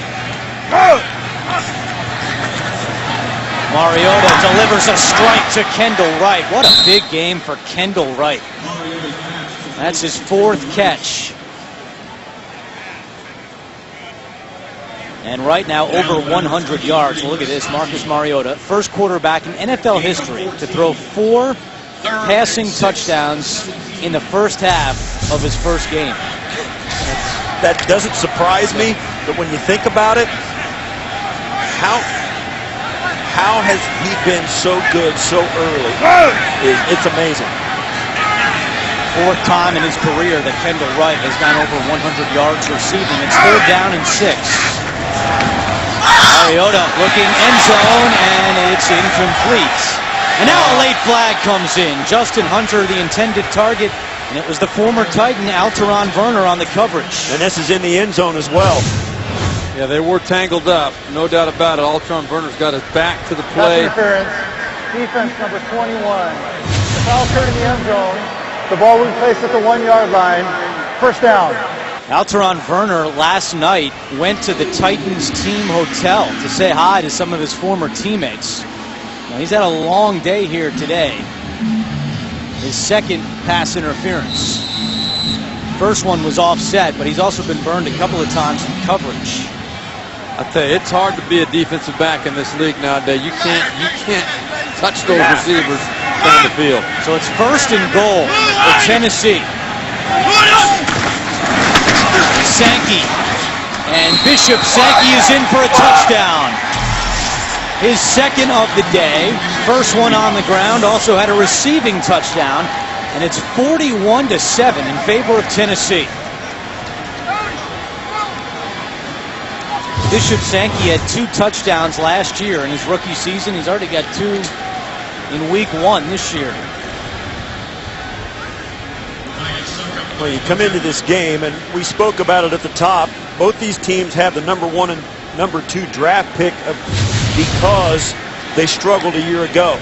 And you figure they're not going to be able to turn it around right away. Obviously, Tennessee coming in today and putting it all together on week 1 of the season, and Tampa Bay and their fans all too familiar with this type of performance, particularly at home. They were winless here a year ago in their own building. And it is silent in Raymond James Stadium. And a lot of the fans have emptied out as Ryan Suckup is on for the extra point. Tampa Bay has not won a home game in 645 days, and that streak looks like it's going to continue. 42-7. Never miss a moment of football action with the CBS Sports app. Every play, every story, and every highlight right as they happen. Download the CBS Sports app now. A lot of long faces on the Tampa Bay sideline. They trail 42-7. With Steve Berline, Steve Tasker, Chris Fisher. I'm Andrew Catalan. Thank you for joining us for the NFL on CBS. A big year, taking you right up to Super Bowl 50 in Santa Clara. Another touchback for Ryan Suckup. Well, before today, the last time that rookie quarterbacks drafted 1 and 2 played each other was 1998. It was not week 1, when number 1 pick Peyton Manning hosted Ryan Leaf. Manning threw the only touchdown pass of the game, while the Colts defense sacked Leaf 4 times. Indianapolis won 17-12. That was the first career win for Peyton Manning. And today, it's the number 2 pick that is getting the better end of the number 1 pick right now, as Mariota has 4 touchdowns. Winston with 2 interceptions. Doug Martin with some room to run, but a flag comes in from behind.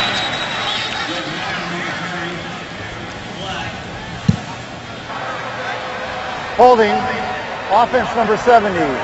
10-yard penalty. First down. Penalty on Logan Mankins. Here's some of the other 1s and 2s overall quarterbacks selected in the same draft. It's the 6th time with Winston and Mariota. And clearly, Griffin, Couch, Leaf, Meyer, a rough go for all 4 of those guys. 7th penalty against the Buccaneers for 71 yards. It backs them up to the 10-yard line. Winston is sacked. Derek Morgan with his 2nd of the game. And it's hard to imagine things going any worse for the Tampa Bay Buccaneers than it has already, as Winston steps up in the pocket, just absolutely left him unblocked. I don't know how you leave Morgan unblocked coming off the edge on a simple X stunt, but they did. Morgan re-signed in the offseason, a 4-year, $27 million contract. Tampa Bay was one of the teams that courted him, Doug Martin. And it will be 3rd down and long for the Buccaneers. Well, Lovie Smith is going to have his work cut out for him with this team, getting off to this kind of a start. But I think the mentality has to be, okay, guys, obviously this is not what we had in mind. Jameis, rough day, rough start for you, but listen, there's a lot of football left. Let's try to get this thing turned around. Nobody's jumping ship yet. We got to try and find some ways to get this thing moving in the right direction. 3rd down and 19. Winston gets rid of it, and the pass is caught by Adam Humphries, undrafted out of Clemson, but well short of a 1st down, and Tampa Bay will have to punt. As unbelievable as it sounds, and I know a lot of people have heard this because football guys who watch these films and study it know, the Tennessee Titans are going to watch this film and think, man, we didn't really beat them 42-7. It was a lot closer than that. And Tampa Bay Buccaneers are going to look at it and say, well, golly, it wasn't as bad as we thought. We weren't that far away on some of them. It's never as bad or as good as it seems when the game comes out, and these teams are both going to be able to take a lot of positives and a lot of negatives away from it. I don't know. This is pretty bad. Yeah. I'll tell you, though, we'll see. But the Buccaneers are going to have better days than they did today. There's no question about it, and they're going to do it this year. The NFL on CBS is sponsored by McDonald's, teaming up with the NFL like never before. And by FanDuel, the leader in one-week fantasy football.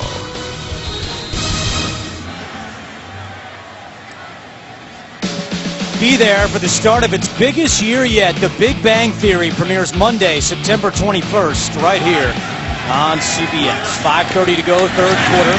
Bishop Sankey running on 1st down for the Titans. They lead it 42-7.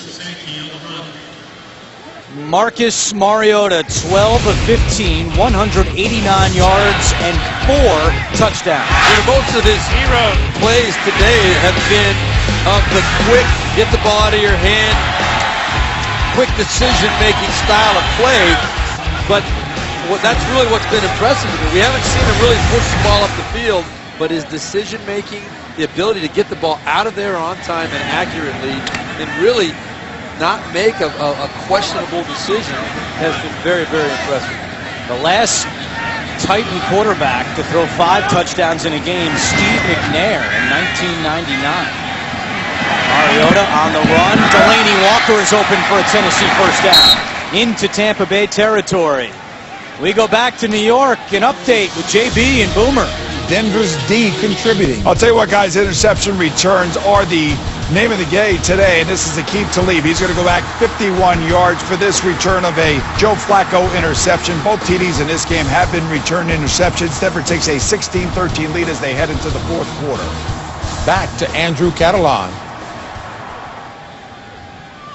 Guys, thank you. And Delaney Walker is still down after making that last 1st down catch, being attended to by the Tennessee training staff. We'll step aside and come back to Tampa in a moment.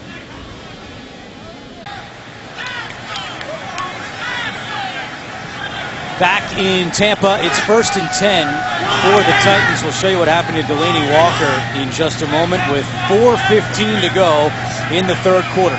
Tennessee leads 42-7. Mariota under center and using up the clock. Give it to Sankey. Bishop Sankey with an extra effort all the way up. Still alive. And he's still going. He's not down. No whistle and a 1st down. I don't know how they let that go. I don't know how they let that go. Looks like he was down twice before he actually blew the whistle. They say he must have stumbled down. Now, if nobody makes contact with him, but right there, his knee was down. His knee's down there. Yeah, well, he rolls all the way over. Of course he's down, but he's up on his feet there. They think that he went down of his just stumbling on his own. Wow. Yeah, but oh boy, I don't know. I think that's a big miss by the officials. Yeah, that's pretty generous. Lovie Smith does not challenge. And it goes for a 14-yard run, and Bishop Sankey now has a new career high rushing with 70 yards. Last year in his rookie season, he only got 61 as his season high, but he's over 70 today. All right, let's go back to the Delaney Walker catch and take a look at his right hand. Right there, right as Tandy goes by, the safety for Tampa Bay, Walker tries to stiff arm him, and Tandy gets in on him so fast, but he's walking off, and you can see there as they hold that right hand gingerly. That's obviously where and he's the guy. He's the guy that, if you ask Ken Wisenhunt, other than Marcus Mariota, the quarterback, the one player they couldn't afford to lose in this offense would be Delaney Walker. He's a legitimate big-time tight end in this league. Terrence West gets the call here for the Titans. As you saw, Walker walked into the Tennessee locker room for further evaluation. And as soon as we get an update, we'll pass it along.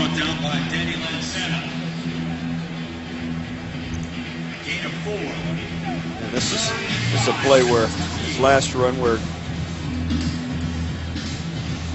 Levante David just ran right by West with the ball in his hand, and it just couldn't make the tackle in the open field. Winston watching from the sideline as Tennessee faces 3rd down and 4.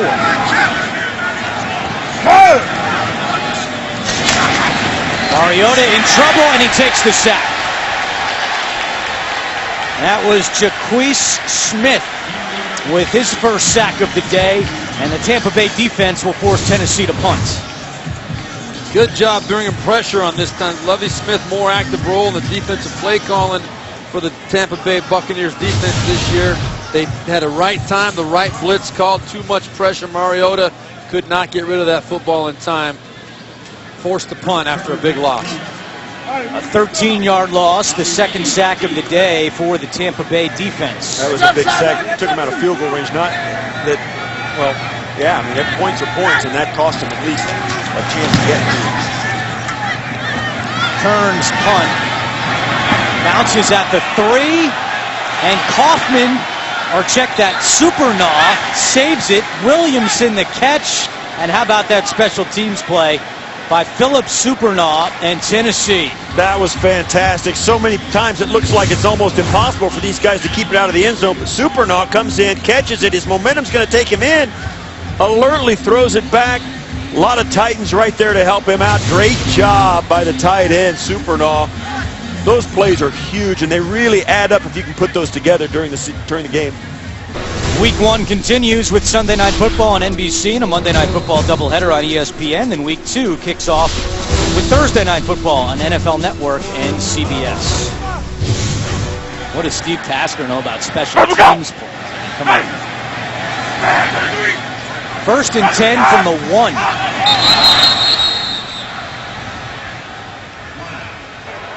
Full start. Offense number 87. Half the distance to the goal. 1st down. It goes on the tight end, Austin Safarian Jenkins of Tampa Bay, with 50 seconds remaining in the 3rd quarter. Steve Tasker gets so excited about those special teams plays. He's still high-fiving me over here. He's fired up. Well, they happen so they happen so rare. They're infrequent, and special teams are kind of going away. But that was a great play. Another flag comes in.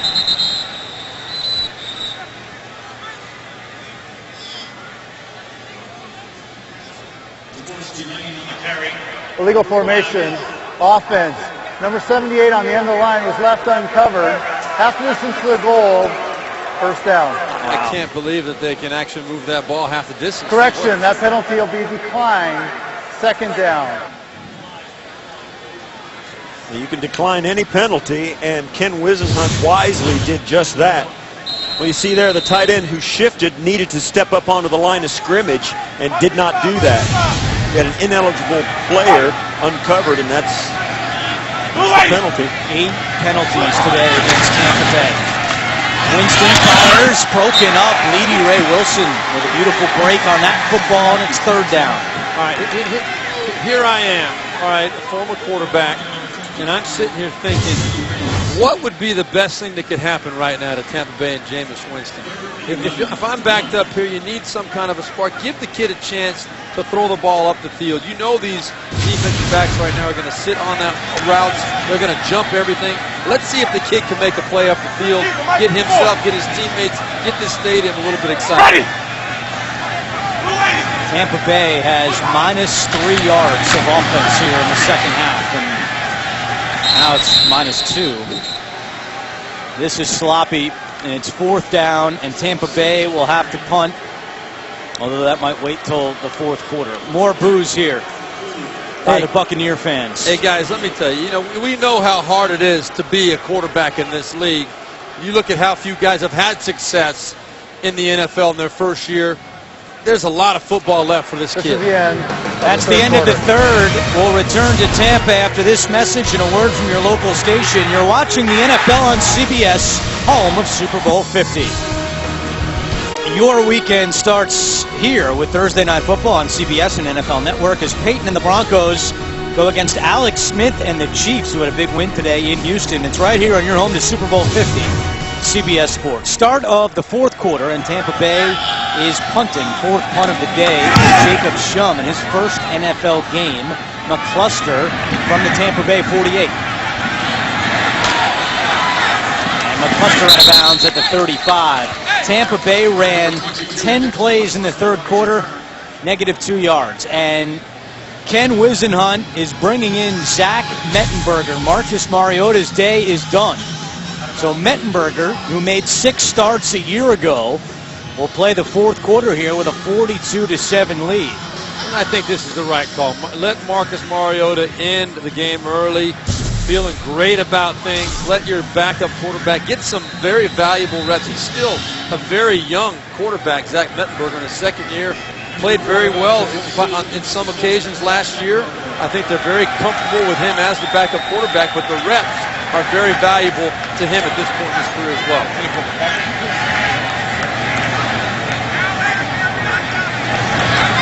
Terrence West on 1st down. A flag comes in as West gets across the 30, but we'll wait to see what the call is.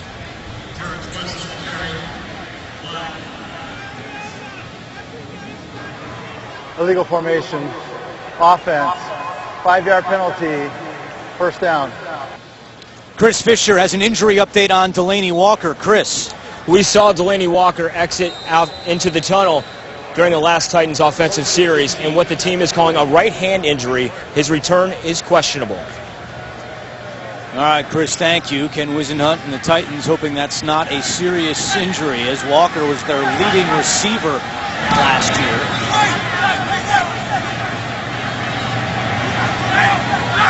First and 15 following the penalty. McCluster on the carry. Dexter McCluster really did not have a big season last year for Tennessee in his first year with the Titans, and he said in the offseason he wants the ball more. And we spoke with Ken Wisenhunt a lot last year, and it was just really finding the right spot for McCluster. They never seemed to find that last year with him. Well, who did have a big season last year for Tennessee? Not many of them, but you're right, though. Dexter McCluster is a guy that you would think would be a spark to an offense. If you can find ways to get the football to him, you got to be creative. You got to make it a priority, because it's not going to happen.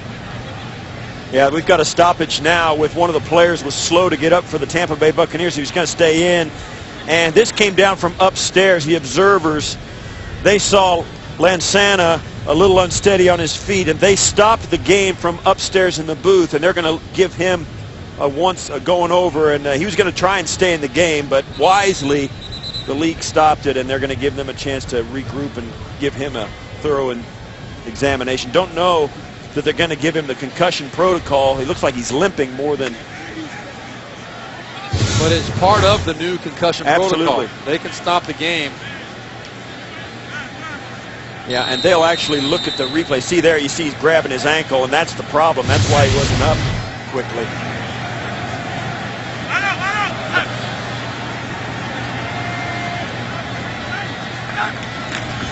On 2nd and 10, this is West spinning his way up to the 29-yard line. DJ Swearinger, in his first season with Tampa Bay, makes the tackle. We can clarify that, too. We were talking about concussion protocol. If indeed that did come from upstairs, we don't know. But it looked like he was grabbing his ankle there when you look at the replay.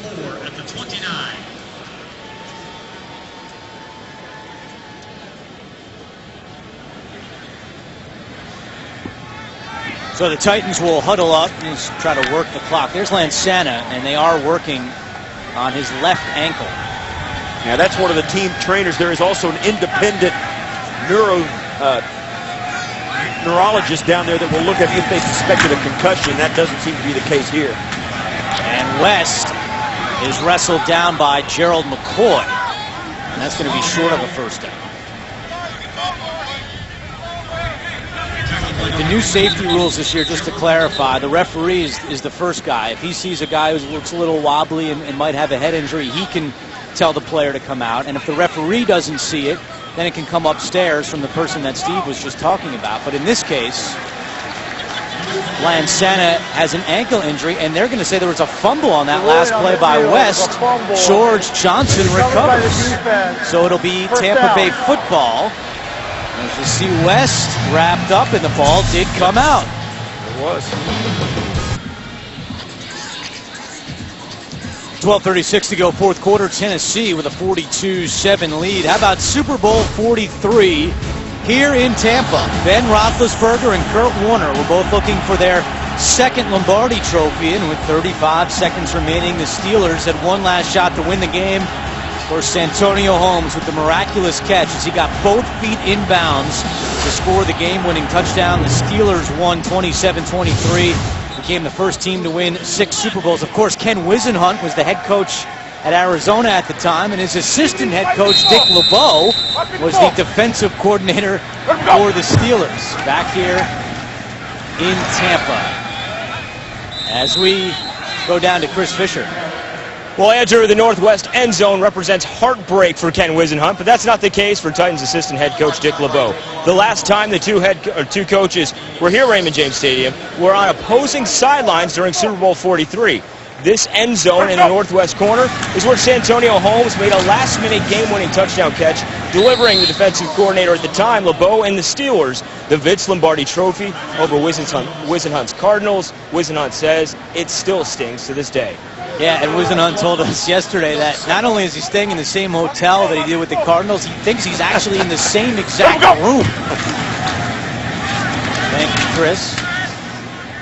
Still one of the greatest throws, I think, in Super Bowl history. That throw, the placement of that ball in the corner, and a phenomenal catch. Just a classic clutch play by great football players. Well, Ken Wisenhunt said when he coached Ben Roethlisberger early in his career to one Super Bowl as offensive guy, that's why he and Dick LeBeau had a history. Ken Wisenhunt was once a part of that staff in Pittsburgh as well, and he knows that Ben Roethlisberger is so accurate when he moves. He said that's kind of what Mariota brings to it as well. Very accurate even when he's moving. Nice pass there from Winston to Adam Humphries, the rookie out of Clemson.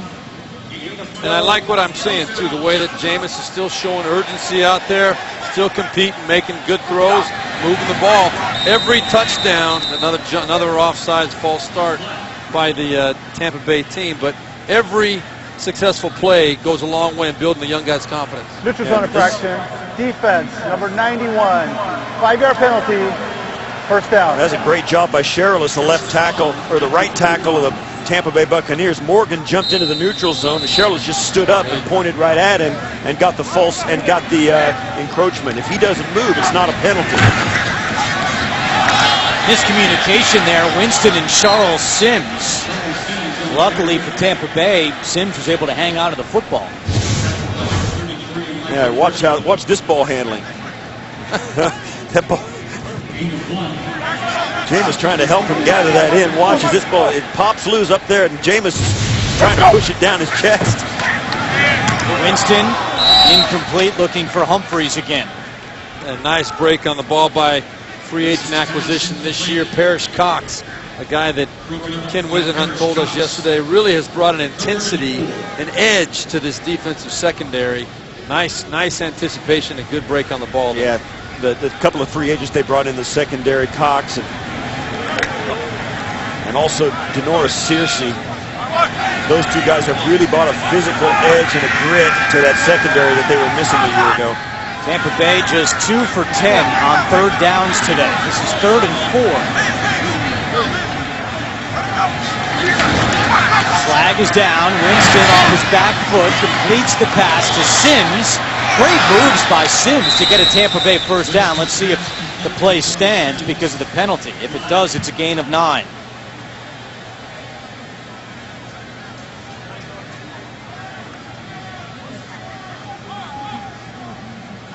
Illegal formation, offense. They showed the tackle uncovered. 5-yard penalty, 3rd down. That's the second time. You know, it's a shame, too, because this one really was a good play by Jameis Winston. You watch him here. He senses the pressure, timed very well. You see coming right up the gut, Avery Williamson, but Jameis Winston moving away from that pressure, sensing it, and getting rid of the ball accurately. They would have picked up a 1st down had they not been in an incorrect formation. Both of Winston's interceptions came on 3rd down. This is now 3rd and 9 following the penalty.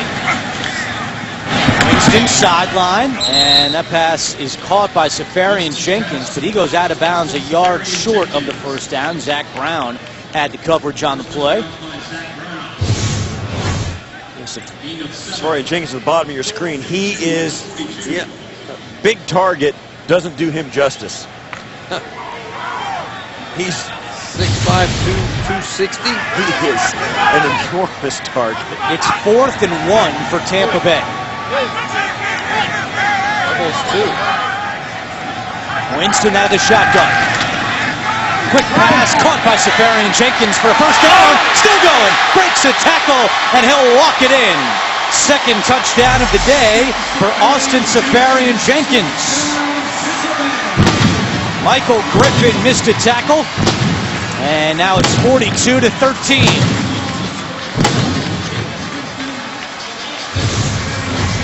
Now this is exactly what Tampa Bay needed in general. Jameis Winston, a good quick decision, an accurate ball. Safarian Jenkins breaks a couple tackles, takes it to the house. As you said, Steve, that's a big man, a very athletic big man, though. Let's just make sure that's very clear. He made a lot of plays last year as a rookie. Very high hopes for him going forward, and good for the confidence of this whole team to see that happen at this point in the ballgame. 41-yard reception, the longest of the 2nd-year man's career. He had 2 touchdowns all of last season. He's got 2 here in week 1. 2nd touchdown pass for Jameis Winston, and it's 42-14. The NFL on CBS is sponsored by Black Mass from Warner Brothers Pictures. In theaters everywhere September 18th. Verizon.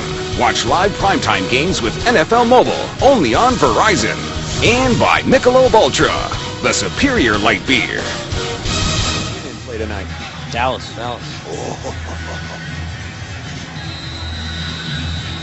42-14 in favor of the Titans with 9:18 to go in the 4th quarter. Kyle Brinza, the rookie out of Notre Dame, boots it away and right through the end zone, a touchback. It'll be Tennessee football at the 20 when we come back. Saturday, it's the best game from the best conference when the SEC on CBS brings on Jeremy Johnson and Auburn against Brandon Harris and the Bayou Bengals from Death Valley. See who winds up top cat, and the hoopla begins with college football today.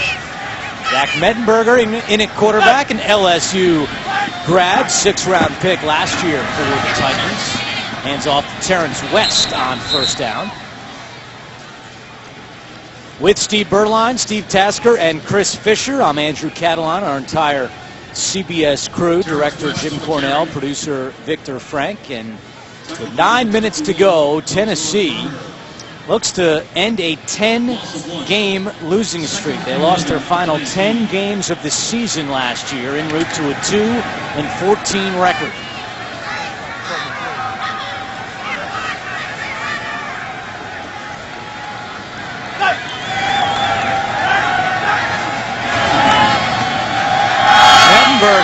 To Dorial Green Beckham. That's his first catch of the day. There is a flag down.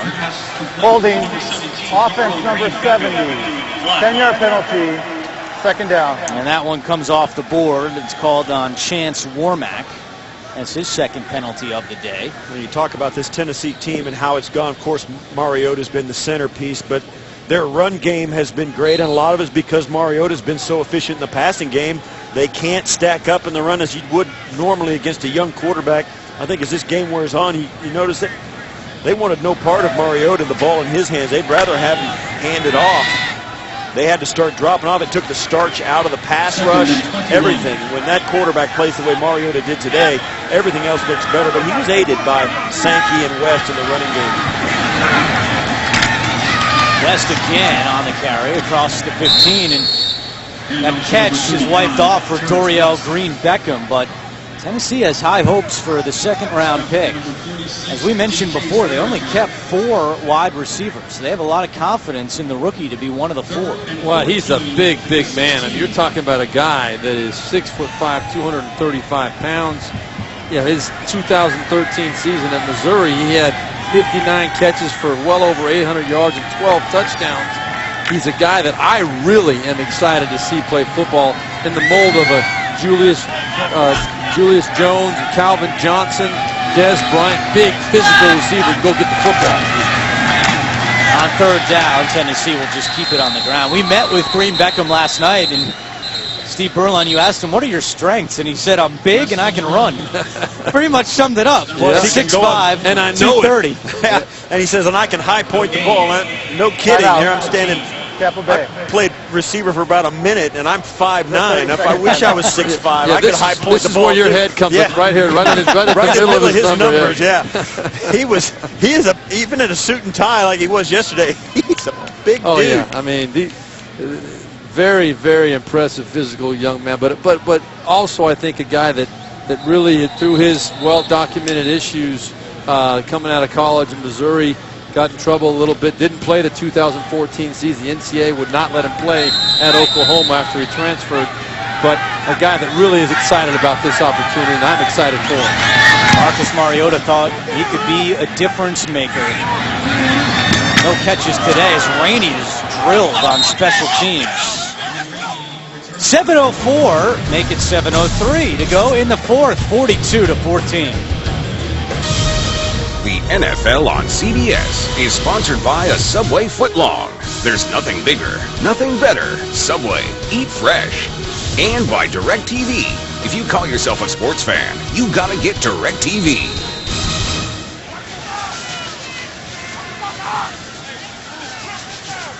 .7:03 to go in the fourth quarter, and Tampa Bay back on offense, 1st and 10 for Jameis Winston and the Bucs. Winston's pass is reeled in by Charles Sims. 12th completion of the day for Winston. It goes for a gain of 5. It looks like they're letting Jameis go a little bit up-tempo, which I like. Let's get him some experience doing these different things that he's doing for the first time at this level. Goes to the sideline here, and that pass is brought in by Russell Shepard. Again, Tampa Bay without one of its big targets on offense today. Mike Evans not able to go with a hamstring injury. Well, there's no doubt that one of the things that everyone in Tampa Bay, when we met with them on Friday, they loved about Jameis was the fact that he has a short memory. And he can forget a bad pass or a bad game very quickly. And they'll be banking on that to be true following this one. Winston over the middle, dangerous pass is incomplete as we check in with Chris Fisher. Danny Lansana, Sam linebacker for the Tampa Bay Buccaneers, will miss the rest of the game with what they're calling an ankle injury. Currently is on the training table with ice on it. All right, Chris, thank you very much. You were right there, though, Andrew. That was a very, very poor decision again by Jameis Winston. He had Vincent Jackson on the left side of the field, one-on-one on a deep curl route, which would have been a nice, easy throw. He tried to jam it in over the middle. Now 2nd and 10. Over the middle, Jackson sliding catch to the 40 and a first down for Tampa Bay. You know, we talk about how, this game is obviously out of hand. The Titans are going to win it big, but, I'll never forget, a good quarterback told me one time he learned a lot of really good football lessons in the fourth quarter, some bad football games, and Jameis Winston still has a lot to learn, and all of these reps are going to make a difference. Maybe not today, but certainly as the season wears on, all these reps will add up to make him a better football player as the season wears on. And you know who else is paying attention right now to this, to how he carries himself? His teammates. His teammates are watching him, whether they're consciously watching him or you know, not intentionally watching him right now. They're taking it in, how he carries himself, how he competes, how he presents himself, his attitude. They're all watching. He can win them over from a respect standpoint by carrying himself right. Broken play there. And keep this in mind as well. Peyton Manning and Andrew Luck in their first NFL games, they each threw 3 interceptions. In Peyton Manning's rookie year, he threw 28 interceptions on the season. Turned out to be okay. Let me say this. There are 2 quarterbacks that I can say played well as rookies their first year. Dan Marino had an exceptional year. The other guy, a guy who's struggling right now, RG3, had a great rookie year. Safarian Jenkins with another catch in open space and out of bounds inside the 10-yard line. And that was the first one we've really seen Jameis Winston rip a football in. That was a nice throw. But it is very, very hard to be successful for a young quarterback in this league. Everybody's gone through it. See how he stepped into that thing though and ripped it? That was a nice shot up the field. Under pressure. First and goal from the 8. Winston. And that one sails high. And that was a good decision to throw that one out of the back of the end zone. Vincent Jackson was covered completely by Bleedy Ray Wilson. Well, go down the list of anybody you want to go down. Here it is. Yeah, and you can make this list as long as you want. You can go to the John Elways. You can go to anybody you want to go to, and you're going to see a lot of these, and you're going to see a lot of these things right here, these interceptions. Those are things that young quarterbacks do on a regular basis, but the good ones, the great ones, fight through it. Second and goal. Winston, end zone, and is that a catch by Jackson? Did he keep his feet in? No. Oh, I want to see that. Wow, one. that looked like a pretty good catch. Went up to get that one. That's the reason Vincent Jackson is on this team too. That's why he's been a great receiver, productive receiver, is his ability to do that right there. That to me is 1 foot down. Oh, I think that's a catch. Both toes were in, right? Both toes were in. The heel comes down. That's like a toe tap. We know the left foot is in. The right foot. The toe is in. Yeah. It looked it looks like it. I think that's a catch to me. Now his heel does come down. He's got the control of the ball. But that's where the toe, you can see where that right toe hit. Right. Well, why would they not review that? Lovie Smith does not challenge the call. It's third and goal. Winston in trouble, just chucks one out of the end zone. Yeah, and that's right there is also a lesson. Now, Jameis Winston did the right thing, but as he tried to break contain, he was going to wheel around and go deep. And Tennessee's not going to have any of that. I'm not sure why you don't challenge there. I agree. What do you have to lose at this point? Now, there's no question Jackson's heel came down out of bounds. Yeah, but the toe hit first. But the toe hits first. And I think you got a really good chance at overturning that. And even if you lose, it's a big deal. You're losing 42-14. Yeah, very close. Certainly worthy of a challenge. Instead, it's fourth and goal. Winston looking for Jackson, and that one is good. Who are they going to call? There is a flag down. Who pushed? The offense or the defense? It's on Jackson. Offensive pass interference. Wow. Pass interference.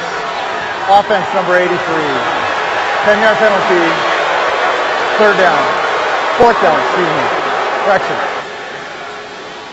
Well, let's look at it. That's another big physical receiver, Vincent Jackson. I mean, what do you think, Steve Tasker? Well, as they turn around, he gives him that last push with his right hand, and that's what did it. And you can see when he put his hand on him, you could see Bleedy Ray Wilson kind of recoil from the force of the push. That's all it takes. It's a good call. Yeah, that arm was extended, That's what got that little bit of extra separation. Yeah, it's been a long drought for Jackson. 61 catches since his last touchdown. You got to go all the way back to week 4 from last year, and he had 2 great chances here on these last 2 plays, and he still can't break his touchdown drought. So fourth and goal from the 17. Winston over the middle, incomplete, but a flag comes in. And this might be going against Tennessee now. And Marqueston Huff coming in over the top of Safarian Jenkins. And I think that's what the call is going to be. Went through the player to get to the ball. Before the pass is thrown, illegal contact, defense, number 52. 5-yard penalty, automatic first down. That's on Steve Johnson, who was claimed off waivers last week from Denver. And an automatic first down for Tampa Bay with 4:20 to go in the fourth. This is good work, though. You try to find positives at all these situations, and for Jameis Winston to get this many reps in the red zone, he's made 2 nice throws on the 2 that could have been touchdowns with Vincent Jackson. This is the hardest area of the field to have success as a passing quarterback. Rainey on the delay. Rainey to the 5 and still going, and finally brought down. The ball comes out late, but they're saying he was down. That's a nice hard run down inside the 15-yard line, and that's one of the things that if you want to be a good red zone team, you don't throw it every down. Your running game comes into play, and the teams that run it the best down here are the ones that are most successful. It seems obvious, but even a 4-yard run on a 1st and 15, now this is better than that, but those are huge because the defense still has to cover every inch of the field. Inside 4 minutes to play. Winston fakes the shovel pass wide, inside to Rainey, and he's down to the 1.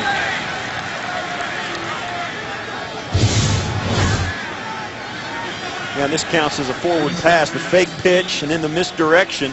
Saw him run this play on Friday. Well, first and goal from the 1. Rainey. And a flag is down. Rainey was stopped short by Wesley Woodyard.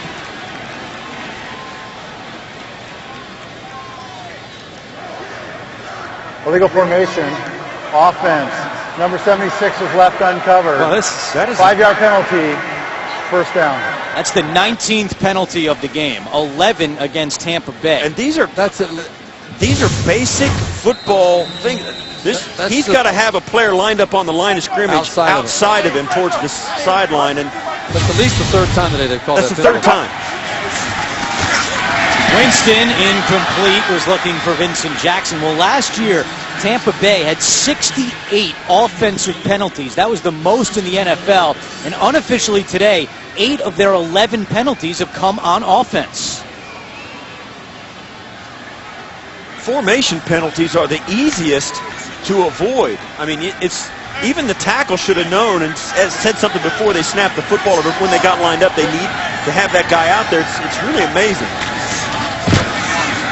Winston on 2nd and goal. The ball came out, and Winston fell on it. And a little extracurricular at the end of this one.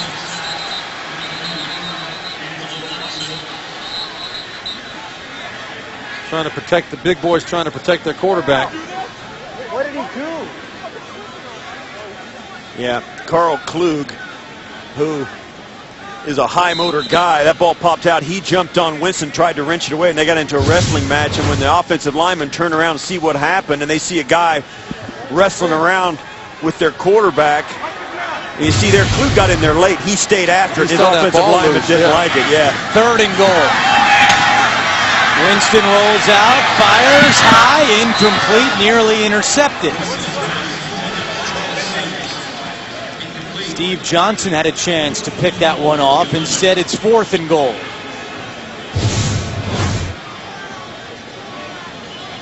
Winston, it's one thing he does well. I mean, he has done well the entire game. He keeps his eyes down the field when he's moving around in the pocket. A lot of young quarterbacks start to look for a way to tuck it and get some yards. Obviously, in this situation, there's no way he's going to run it in, but he always has kept his eyes down the field, and that's going to be an asset. Now they got him for the penalty. This is unacceptable. Full start. Offense, number 78. 5-yard penalty, 4th down. Penalty number 12 today against Tampa Bay, and another one on the offensive side of the football. Well, for all the positives there may be for these, and we mentioned there's going to be some positives despite what you see on the scoreboard. That's one of the things that's going to be a little embarrassing. Those penalties have got to be unacceptable. 4th and goal. Winston incomplete. Not sure how Damian Stafford didn't hold on to that one, but he didn't. Oh my gosh, that is all. It's all he could do not to catch that. He fought that ball off. like it was a moth in his face. Yeah, and Jameis Winston right there was expecting Vincent Jackson to come across his face and get in front of that safety over the top. You know, trying to take a chance. It's not a ball that you would want to throw on a regular basis, but when you're 4th and goal from the 20-yard line and you got 2 minutes left, losing like this, you take a chance. It looked like Vincent Jackson actually may have gotten a hand on that before it came to Stafford. Either way, it's incomplete. Jameis Winston to the bench, 16 of 33 for 210 yards, 2 touchdowns, and 2 interceptions. And with 2:12 to go, Tennessee is just going to take a knee. That'll take us to the 2-minute warning, and a long day for Jameis Winston. 42-14 in favor of Tennessee. Tonight on CBS begins with 60 Minutes and the biggest fitness phenomenon in the world, followed by a new Big Brother, Madam Secretary, and CSI Cyber. Tonight, only CBS. Well, Jameis Winston talking things over with Dirk Cutter as Zach Mettenberger takes a knee. And how about this? Jameis Winston, in his career, is now 0-2 against Marcus Mariota and 26-0 against everyone else. The only 2 times Winston has lost, the Rose Bowl to Oregon and Mariota, and today to Tennessee and Mariota. We asked Jameis on Friday, when was the last time you lost 2 games in a row? And he goes, honestly, I cannot remember. Not even in high school. He goes, no, I really don't know the last time I lost 2 games in a row. Well, it's now, the Rose Bowl in this game. All right, Steve Birdline, let's take a look at your final intangible checklist for Jameis Winston today. Well, let's not get carried away. This was not a good day for Jameis Winston, but I do believe he showed a lot of toughness today. Mental toughness and physical toughness in a difficult situation. Poise, you can't give it to him. I think he made some poor decisions throughout the course of this game. Learning experiences and opportunities for him. Awareness, it just was not a good, sharp day for him from a decision-making standpoint. He did show a couple of plays during the course of the game where I did think he saw the potential, his ability to make plays down the field, and those are really the things you look at out of a young quarterback. You want to see if he can show you those flashes to get you excited. Tennessee calls timeout with 37 seconds remaining, and they'll punt this one back to Tampa Bay. So Marcus Mariota, done for the day, was out after the 3rd quarter. 13 of 16, 209 yards, 4 touchdowns. That adds up to a perfect quarterback rating of 158.3. Jameis's numbers add up to a 60.4 quarterback rating. Well, I can tell you this, guys, and we've talked about it a little bit during the breaks. Marcus Mariota is smiling right now. Tennessee's smiling right now. He's going to have a lot of tough days himself this year, and I'm not wishing that on him. And I hope the people in Tennessee understand I'm not, wishing any bad things on Marcus Mariota, but he is a rookie. He's going to have some long days out there.